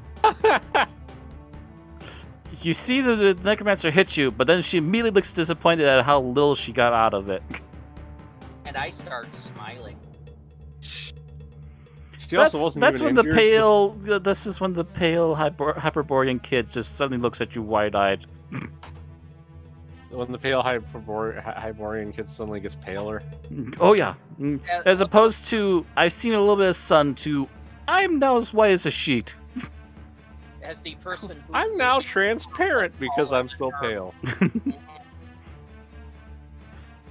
Any whiter, I'll be invisible. Okay, Valina, your turn. So Valina's gonna do a second level magic What missile. about this guy? Oh, the last guy, he's gonna be helping trying to raise undead too.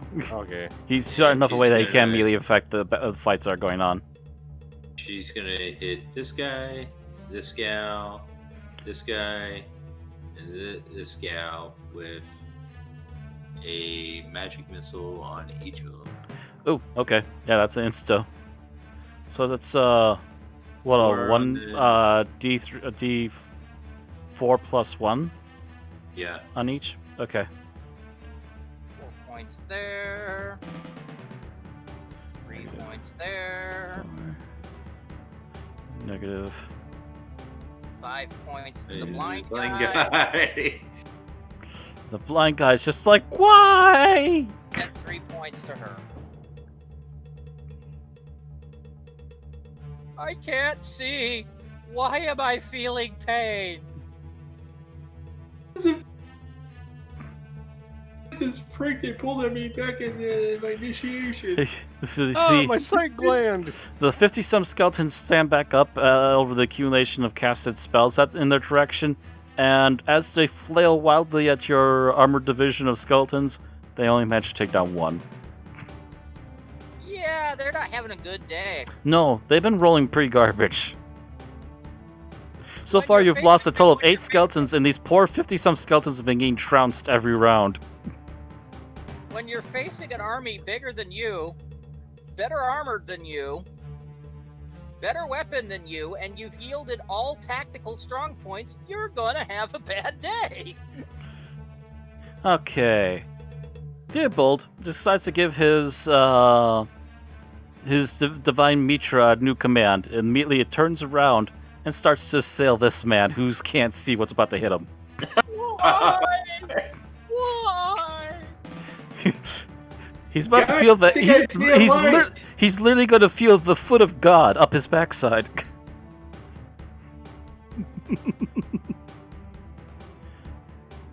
Feel the pain. That's an extension of the Lord. Spiritual weapon. Why didn't I run to the coast and play with the whale? Ow! Oh! Ooh, that's force. He felt the force as he basically smacked into the wall with a giant half golden foot. As the foot removes itself to stand back upright, you just hear him slide down to his knees. I can't see why. I was kind of picturing like that Loki after he got slapped around by the Hulk, and he just kind of let out that, The puny god moment. where he just kind of lets out that wheezing noise after getting slapped around. Yeah, Yeah, that one. Geralt has his target. It worked last We time. got our bitch. the bitch of the White Wizards right here. Poor guy. You almost want to give him a cup of soup. You really do. Ping. We can give a cup of soup to his corpse. This necromancer, meanwhile, over here, suddenly feels the embrace of another crossbow bolt as she yelps. Someone on the other side of the skeletons keeps hitting her, and she's not quite sure who it is, but she's starting to get the general direction. Oh, Geralt has pierced both of her nipples. Oh. I'm obviously just going to take another swing at the guy directly in front of me. Alright. Fight the necromancer. Oh no. I smited the ground. Ow. You hurt the ground. It didn't like that, but it can't really do anything back right now. Not till his good buddy Gravity does something for it. Giselle now also has to fight the person in front of her. She hit, she just didn't do a lot of damage. Yeah. Most of that's her freaking dexterity bonus. Yeah, that definitely hit, but yeah, that was some lackluster damage. She manages to stab the necromancer once more as she yelps in pain and then is about ready to lean in for another smack. Alright. Meanwhile, skeleton army looks down at the 50-some skeletons that are surrounding them again. Double checking. Yeah, I need to lower that number slightly, but only slightly. It's now down to 112. Roll it. Still did 99, so yeah, we're gonna say that the group of 50 gets trounced again. And just as they're about to once again try to push forward, a whole bunch of assholes inside the building start bracing them again. This is nasty back and forth until you can get that to stop. Thelona, your turn. I would like to rage. I would like to rage. Alright. So yeah, I am going into my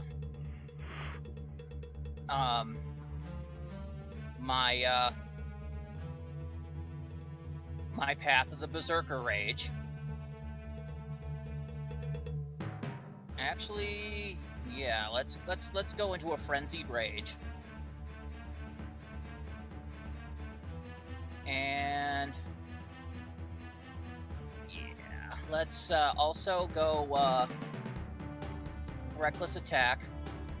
So I'm slicing with advantage. And I'm going to start laying the smacketh down here on Miss Glowy Claws. Well, Since her buddy's still on his knees. since the buddy's looking like I don't know if I want to continue this fight. So that's attack 1. Heat. And Attack 2. oof. That's 27 points thus far. She's still standing. 27.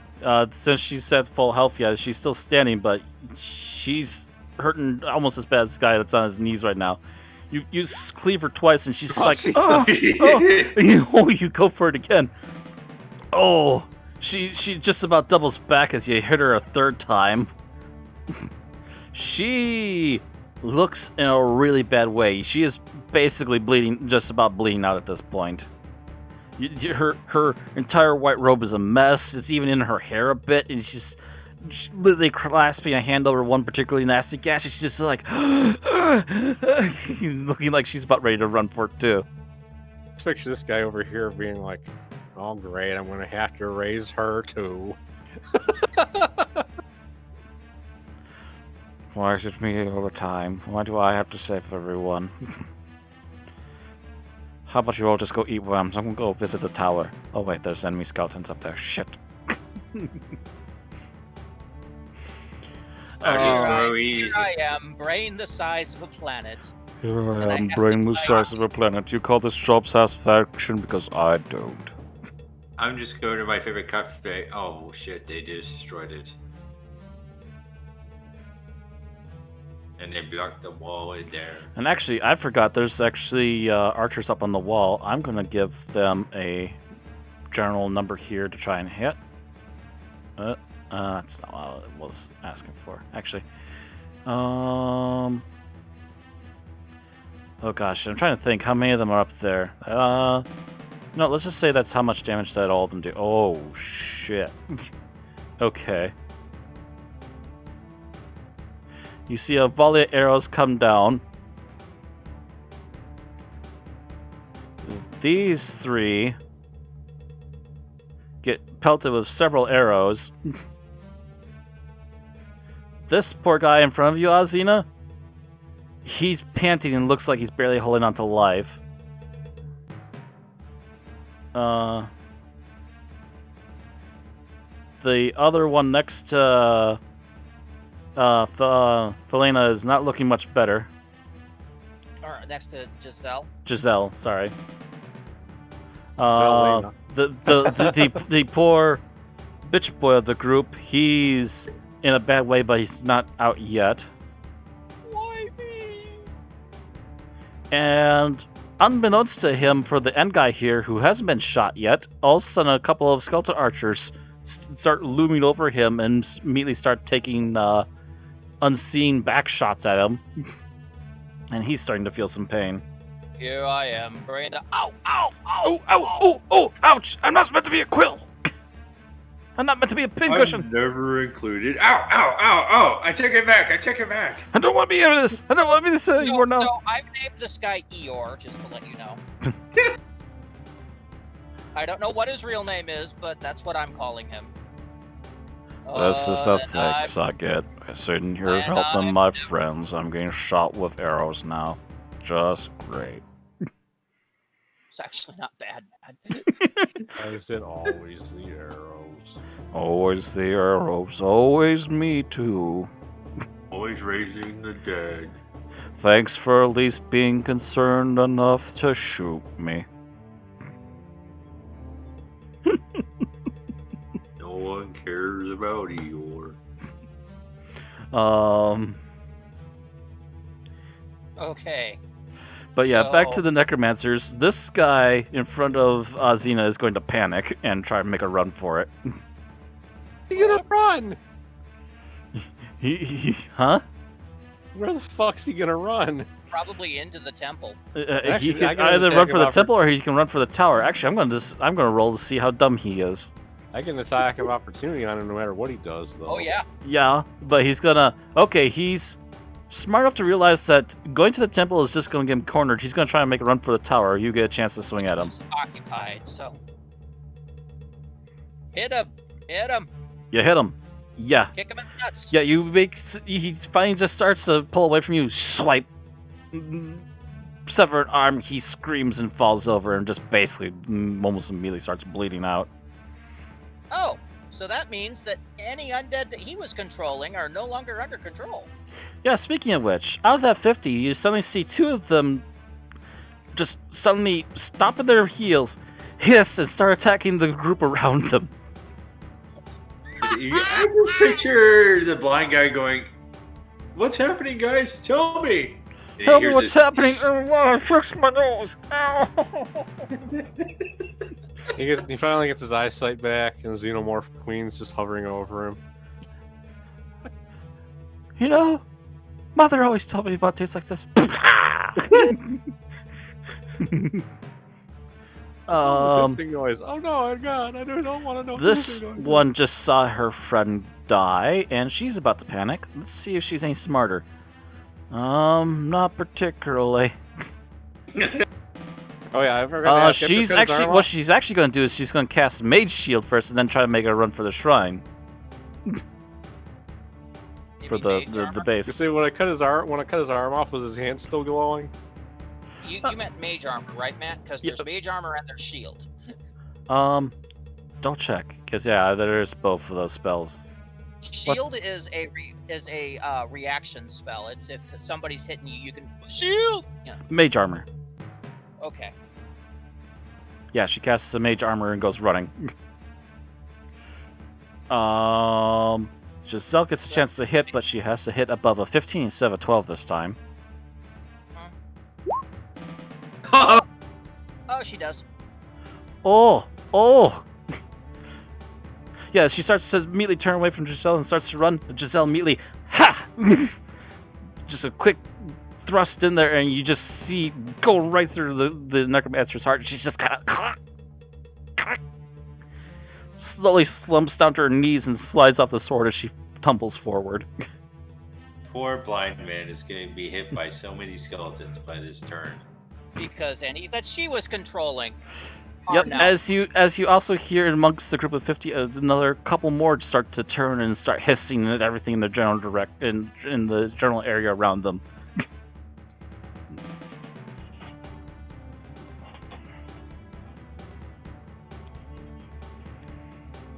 All right, Valena, your turn. I'm going to do a first level magic missile, and I'm going to do it on this guy, bitch boy. Oh, actually, I forgot to do the others, but yeah, we'll let you go first since we're gonna break this up a little bit. Don't want them all going at and once. That guy. It's a little monotonous. This guy, this gal. Now, don't worry about the two I'm on. Hit Eeyore. Okay, then I'll hit Eeyore. Hit him, yeah. He's not left out anymore. Thanks for noticing. Say no receipt. 2 on Bitch Boy. Yeah, 4. 4 on her. Yeah. Alright. 5 on Eeyore. And 5 on poor Eeyore. Ouch. Why does everybody hate my face? Alright, speaking of which, blind guy. Actually, does he get a roll chance to see if he comes unblinded? I don't think so. I think it's a concentration. I think there might be a saving throw. Let me check. It's There's an initial saving throw, but Okay, blinded up and choose one confusion at the all enemies turns. At The the end target of may each make turn, a make the climb. Constitution It's save. a saving throw. Constitution saving throw, which means they still have to get what, above a 15. Yeah, but you didn't roll for him last time. So yeah, I'm gonna So- double roll for him. Well, what's it's your at the end of his turn, Constitution? so if you, yeah. What's his Constitution? That's a +1. No, he didn't make it last time, anyways. Rolls Alright. again, and he fails miserably. Rolls a 1. Oh, guys! know you're I out think it there. got darker. I don't know how that happened. Guys, I know you're out there. Can you help me? Guys. Suddenly he hears like half of them go quiet. Guys. Maybe we should Dude. save him for last. Those poor guys get I'll picked also on and use the- smashed. Just randomly here.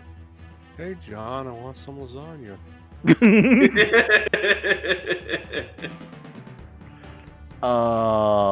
This one's particularly annoyed, and I think she just figured out who it is that's been shooting her because she sees through the crowd that there's a barbarian in the back pulling back on a crossbow and reloading it.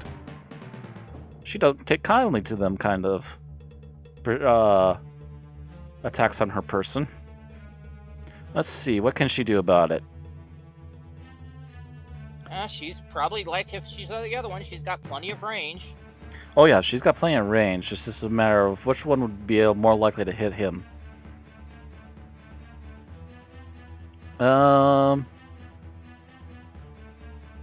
What does this one do?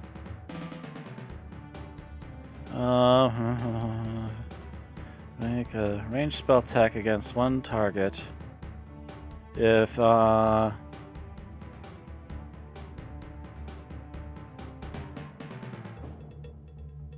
Oh.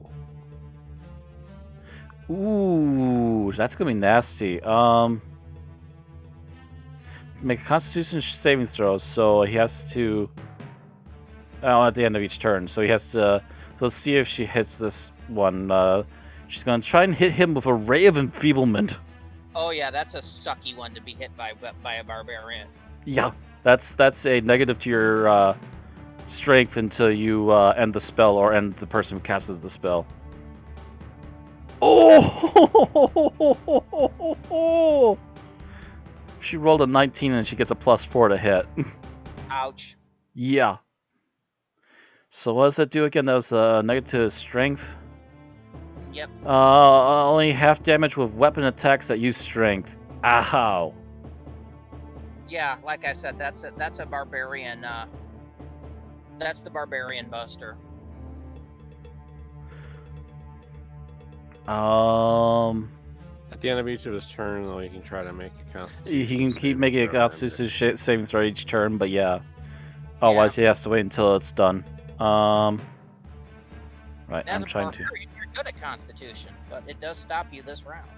Yeah, it does pull him back this round, so he has to rely on the bow still. I'm going to leave him a marker.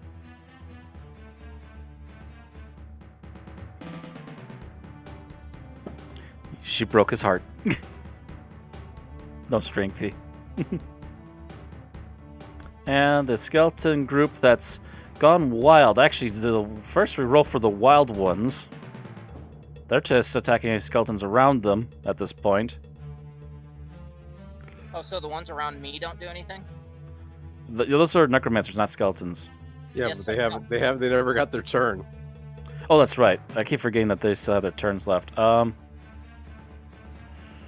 one that you nailed first finally gets up on his feet and is going to attempt a spell at you. Let's see here.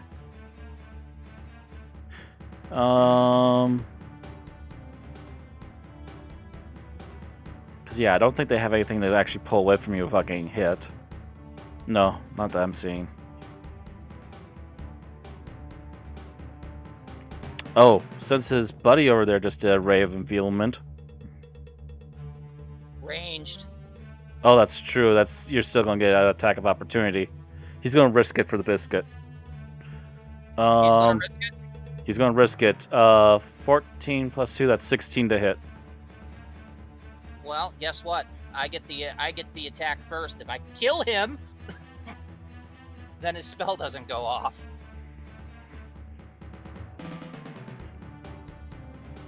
So, let's see if I hit. Because remember, I'm still on Plus attack. yeah, reckless. So technically he'd have advantage on that. But let's see if He lives to. Ooh! He's probably dead. He's holding on by a string. Wait, that's 18 plus 8 additional? yes, that's 26. Because he crit. So that's 26 damage. 1 hit point left. Okay. Literally 1 hit point left, which means the spell still goes off, but you just see this guy immediately go back to his knees.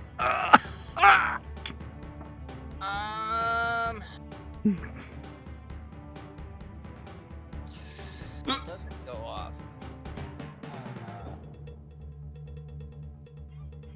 Spell and melee. Because I think there's something about having to make a concentration check. Yeah, there's a concentration. There's a concentration check at the end of your turn to try and get out of it. No, that's a Constitution save. Oh, Talking about if you're trying to cast a spell and you just got hit. oh, the concentration. That's right. The concentration for the spell to remain on you. That's right. As a concentration spell, is it not? Okay, so no, it's no longer an attack of opportunity. All ranged attacks in close combat are at disadvantage. Oh, right. Actually, so yeah. He has to try and roll that again. Ooh, never mind. Yeah, he rolled suck. That's under 8 now. Yep. So So actually, never mind. He gets all those hit points back. But I don't get hit by the enfeeblement because Yep. yeah.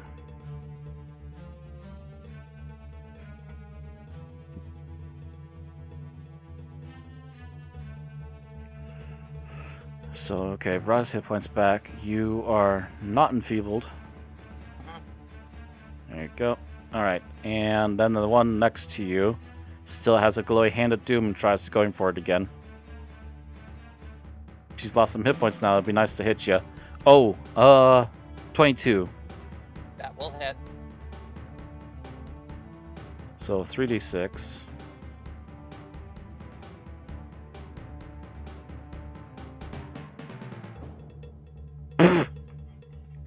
A 3 and 2 1s. These poor suckers can't get a break. How much do they get out of it? Regaining the hit points equal to the half the amount that your croc damage dealt. Rounded down, so they Rounded got down, so they get 2. Oh, congratulations! You're barely back into double digits. Oh no, you're still shy of double digits. Never mind. Smack. And Eeyore And over there? Eeyore gets actually he's been getting pin cushioned and he's been sitting over here a while. He's just like, this isn't worth it. They're dropping like flies. I ain't no dummy. Yep, time to run.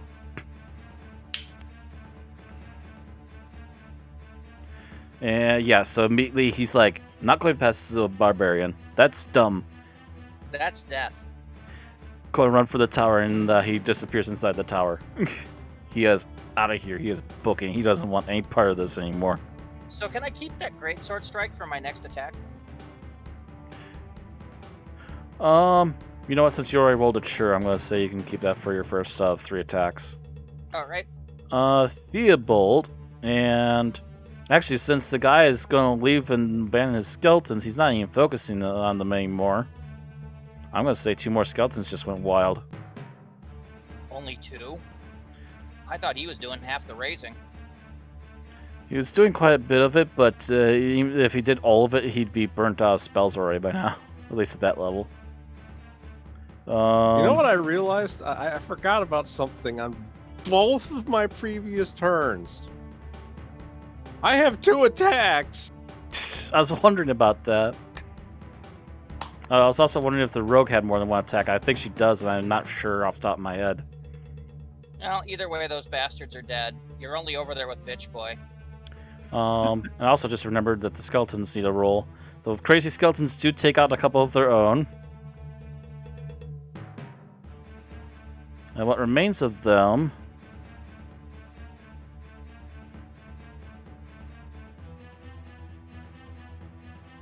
Oh, wow. They finally come back at Velena's army with a bit of a vengeance this time, as you suddenly just see almost all of them hit, and you start to see a few of the bodies finally start to fly.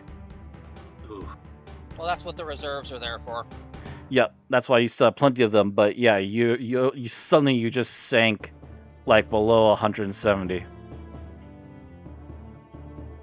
Out of the initial like 220 that you started. They're getting desperate, but it's a bit too late at this point. Theobald has no mercy. Justice is justice, necromancer. Evildoer, ne'er-do-well, get kicked.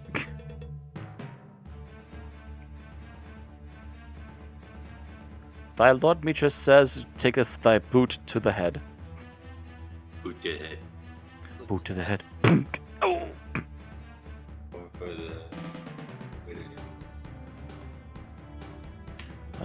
That's a level 3, please. Let me actually control this, thank you. I hate that the pop-up comes up but doesn't let you take it. Oh, no, misses. Took a boot to the wall. Doesn't it have advantage because he's blind?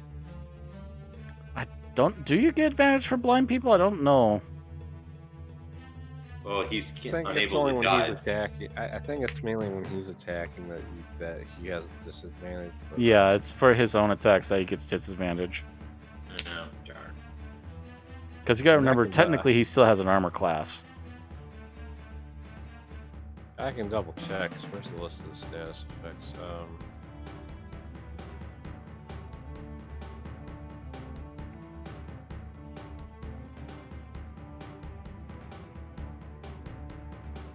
Fuck. I'm just gonna Google it. It's easier. Might be. Meanwhile, I'm gonna go ahead with everything else that's going on. Geralf is aware of what just happened to him, as he feels a little bit weaker than normal, but he's pissed off and he still is at distance. So crossbow. Actually, just the attack rolls against the creature have advantage. Oh, Creatures they do have attacks advantage. disadvantage. Hits her, but not for much. Takes -3. He hasn't missed a shot against her once. You could just roll a d20 to see if the spirit weapon hit. Sure, I assume it's a d20 plus bonus, but sure, we can do that really quick. Yeah, it didn't matter. Not unless the bonus was a +4. I'm not sure what the bonus is offhand. It should be his main modifier plus proficiency. I think he's got that much. Oh, you said plus. It What should is be his at wis- least what is his 5 or wisdom? more. Yeah, it's your modifier plus your proficiency bonus, which is plus No, 2. so let's it just would- roll it. No, it still misses. Yeah, his wisdom modifier is a +3, so he would have missed. Yeah, I would have only made it 11. 4 plus 3 plus 3.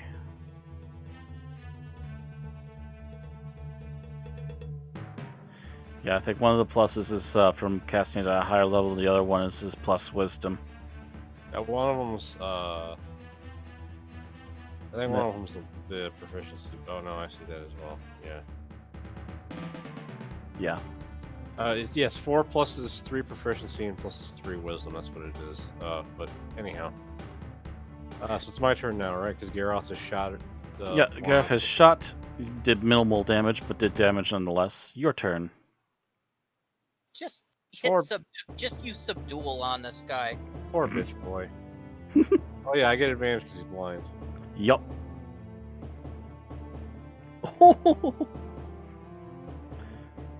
So 11 damage. Yep. Is he still alive?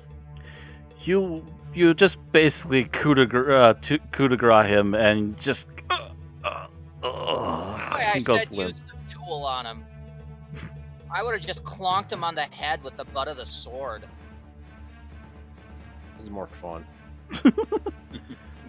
I do get I have solo enough XPs. Do I have enough movement to move up to the other one, or is it too far away? I'd say Actually, you you just know what? barely I'm get not- over here because of how weird the distance I'm is. not sure I want to get near the horde of skeletons, actually. So Yeah, I would say you might want to keep your distance from that. They're currently preoccupied, but if you get close enough, you never know if they might turn. Well, he was controlling her now, free. Yep. But I can throw a dagger at her.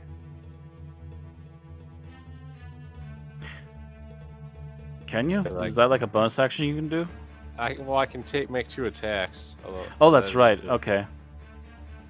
Did you have your dagger out? True. Never mind. Yeah, I was about to say that would be a bonus action just to pull it out. Actually, Oh, it's an yeah, act- actually, that depends upon the rules. That's right. I think it's like a full Yeah, action, actually. switching weapons is an action. So yeah. Mhm. unless you're a Alright. fighter, in which case it's a bonus action. but that's Although a wait. fighter's technique. No, I can't do any spells because that's not an attack. I'm done.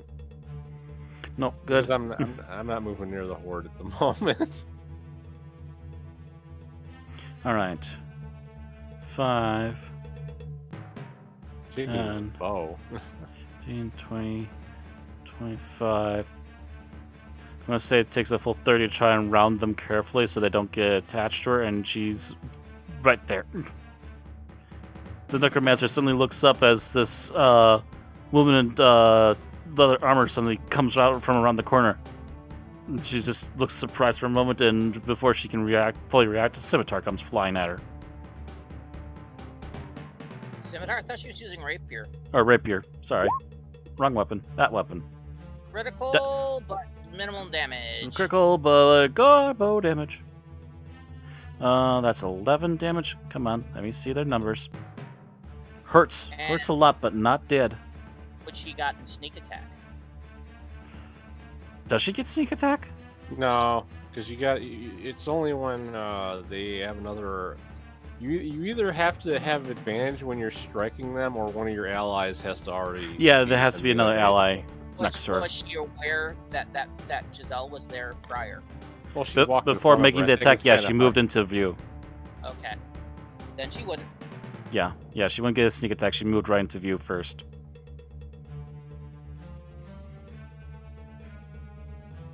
All right.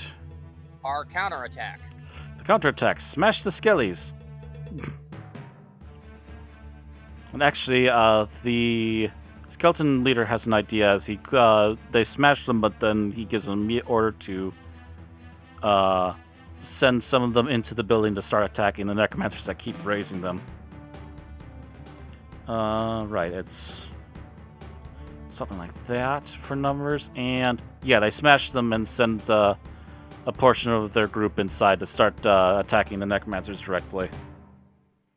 So I'm gonna say in the split a few couple seconds between smashing skeletons and them being raised again, a good 30 of them part from the group and go inside and start clawing their way after necromancers. All right. So that'll decrease their numbers currently here, but that will also decrease the number of skeletons that get raised back up. As there's now panic noises coming from inside the building. And spells getting shot off that aren't for skeletons anymore. A taste of their own medicine. A wee bit karma, they say. Alright, Thelena. So attack 1, reducing him to 1 hit point. Yep, that's right. Previous rolled attack. Attack 2. All I have to do is hit. Smack! Just bounce that head right off the back wall. Alright. Turning to her. Third attack. Yeah, you take a quick slice at her and you basically cleave her from shoulder to hip and you just see half her body flop off backwards and the rest of her body flops forwards. Just a spray of red everywhere. Alright, so that means they're both gone, and any skellies they were controlling is not getting re-raised. Yep. And then for my move, I'll move 5 feet over. Oh no. Let's see what this damage is going to be. I can't attack. I'm done with attacks. Oh, that's right. Okay, yeah, that's right. You're out of attacks. But as a bonus action, can I just tap her on the shoulder? Just tap her on the shoulder. Hi. Probably still coated in arterial spray. Well, now Giselle does get backstab on her next turn. Mm-hmm. Or sneak attack. Valena, your turn. I'm gonna do all 3 magic missiles on the last necromancer. All 3. Okay, so that's 3d4 plus 3. Yep, 3d3 plus 3d4 plus 3d4 plus 3. Oh, darn it. It isn't set in there. Nope. Alright. 3.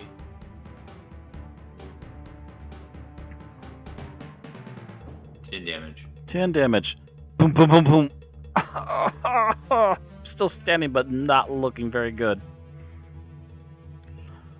A slew of skeletons in the middle of the group go crazy and start attacking other zombies next to them in that particular hodgepodge. So that's like, yeah. Yeah, there's about 10 of them that, at least a good, actually no, more like about 20 of them that have gone rogue, and they managed to take down like 10 of their previous buddies. So they're already decreasing in numbers as the ones that have gone wild, and there's the ones that are trying to now have to defend themselves against their own. But there are a few of them left still, and they try to attack the main force.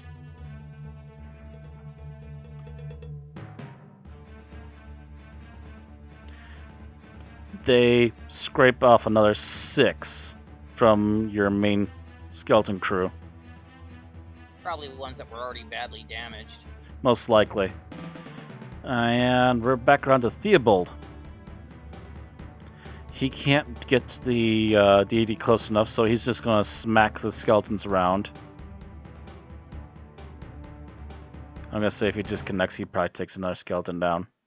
Effective immediately. Just to help out the group.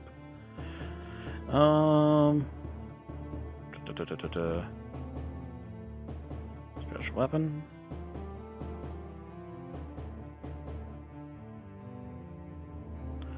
Submit. Nope. Nope. Another whiff as the skeletons quickly dodge the wide blow. Garoff. He gets one more chance to sniper and claim the target he's been fighting the entire battle.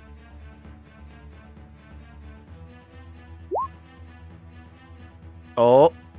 How many hit points was it? Still alive. It doesn't matter. That's a 10 to hit. Oh wait, no, that's right. It's a 10 to hit. Never mind, he misses. Goes too wide. Crom. So I've got a... Loads another bolt. Azina. I've got a small question. Mm-hmm. This isn't a regular map. These aren't like the regular 5-foot squares. Yeah, it's a little bit odd, yes. Shatter is a 10-foot radius. Am I able to cast that on these skeletons without hitting our allied skeletons? Yeah, you should be able to do that. They're a You'd bit of a probably masked group at this point. almost- You can probably hit yeah. almost directly in the middle and give them all a roll. Pain for it. Is that radius off of you, or do you get to project that? It's off of where I target it. Okay. So you can target it right in the middle of the group and just blast them. It's like a mini fireball that does thunder damage instead. Wow. Wow. Thanks, dice. A 4 and a 1 and a 1. Thanks. Holy shit, that's 5 E's. Double check that. I need to double check what their... I don't think their armor class is very high. Nope. Matter of fact, you actually hit them. well. No, it's not an armor class. It's a saving. It's Oh, a it's a saving. Constitution. It's a saving throw to see if it reduces their or if they take 3 damage instead of 6. Well, group roll. Roll. The Yeah, group roll, they only get a plus... Oh, damn, they get a 20. Yeah, so they get 3 damage. Or is that... No, that's a second level. So yeah, they get 3 damage.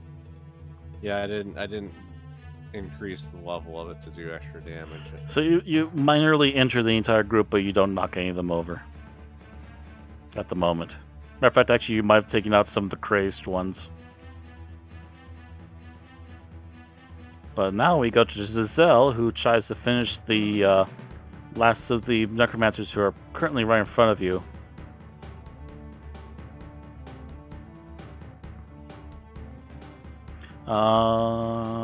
Right. She has it. And she also gets a bonus to hit with her sneak attack, yes. Rapier first. That hits. That just barely hits, plus sneak attack. If there was any doubt that this person was about to survive, it's been completely wiped away.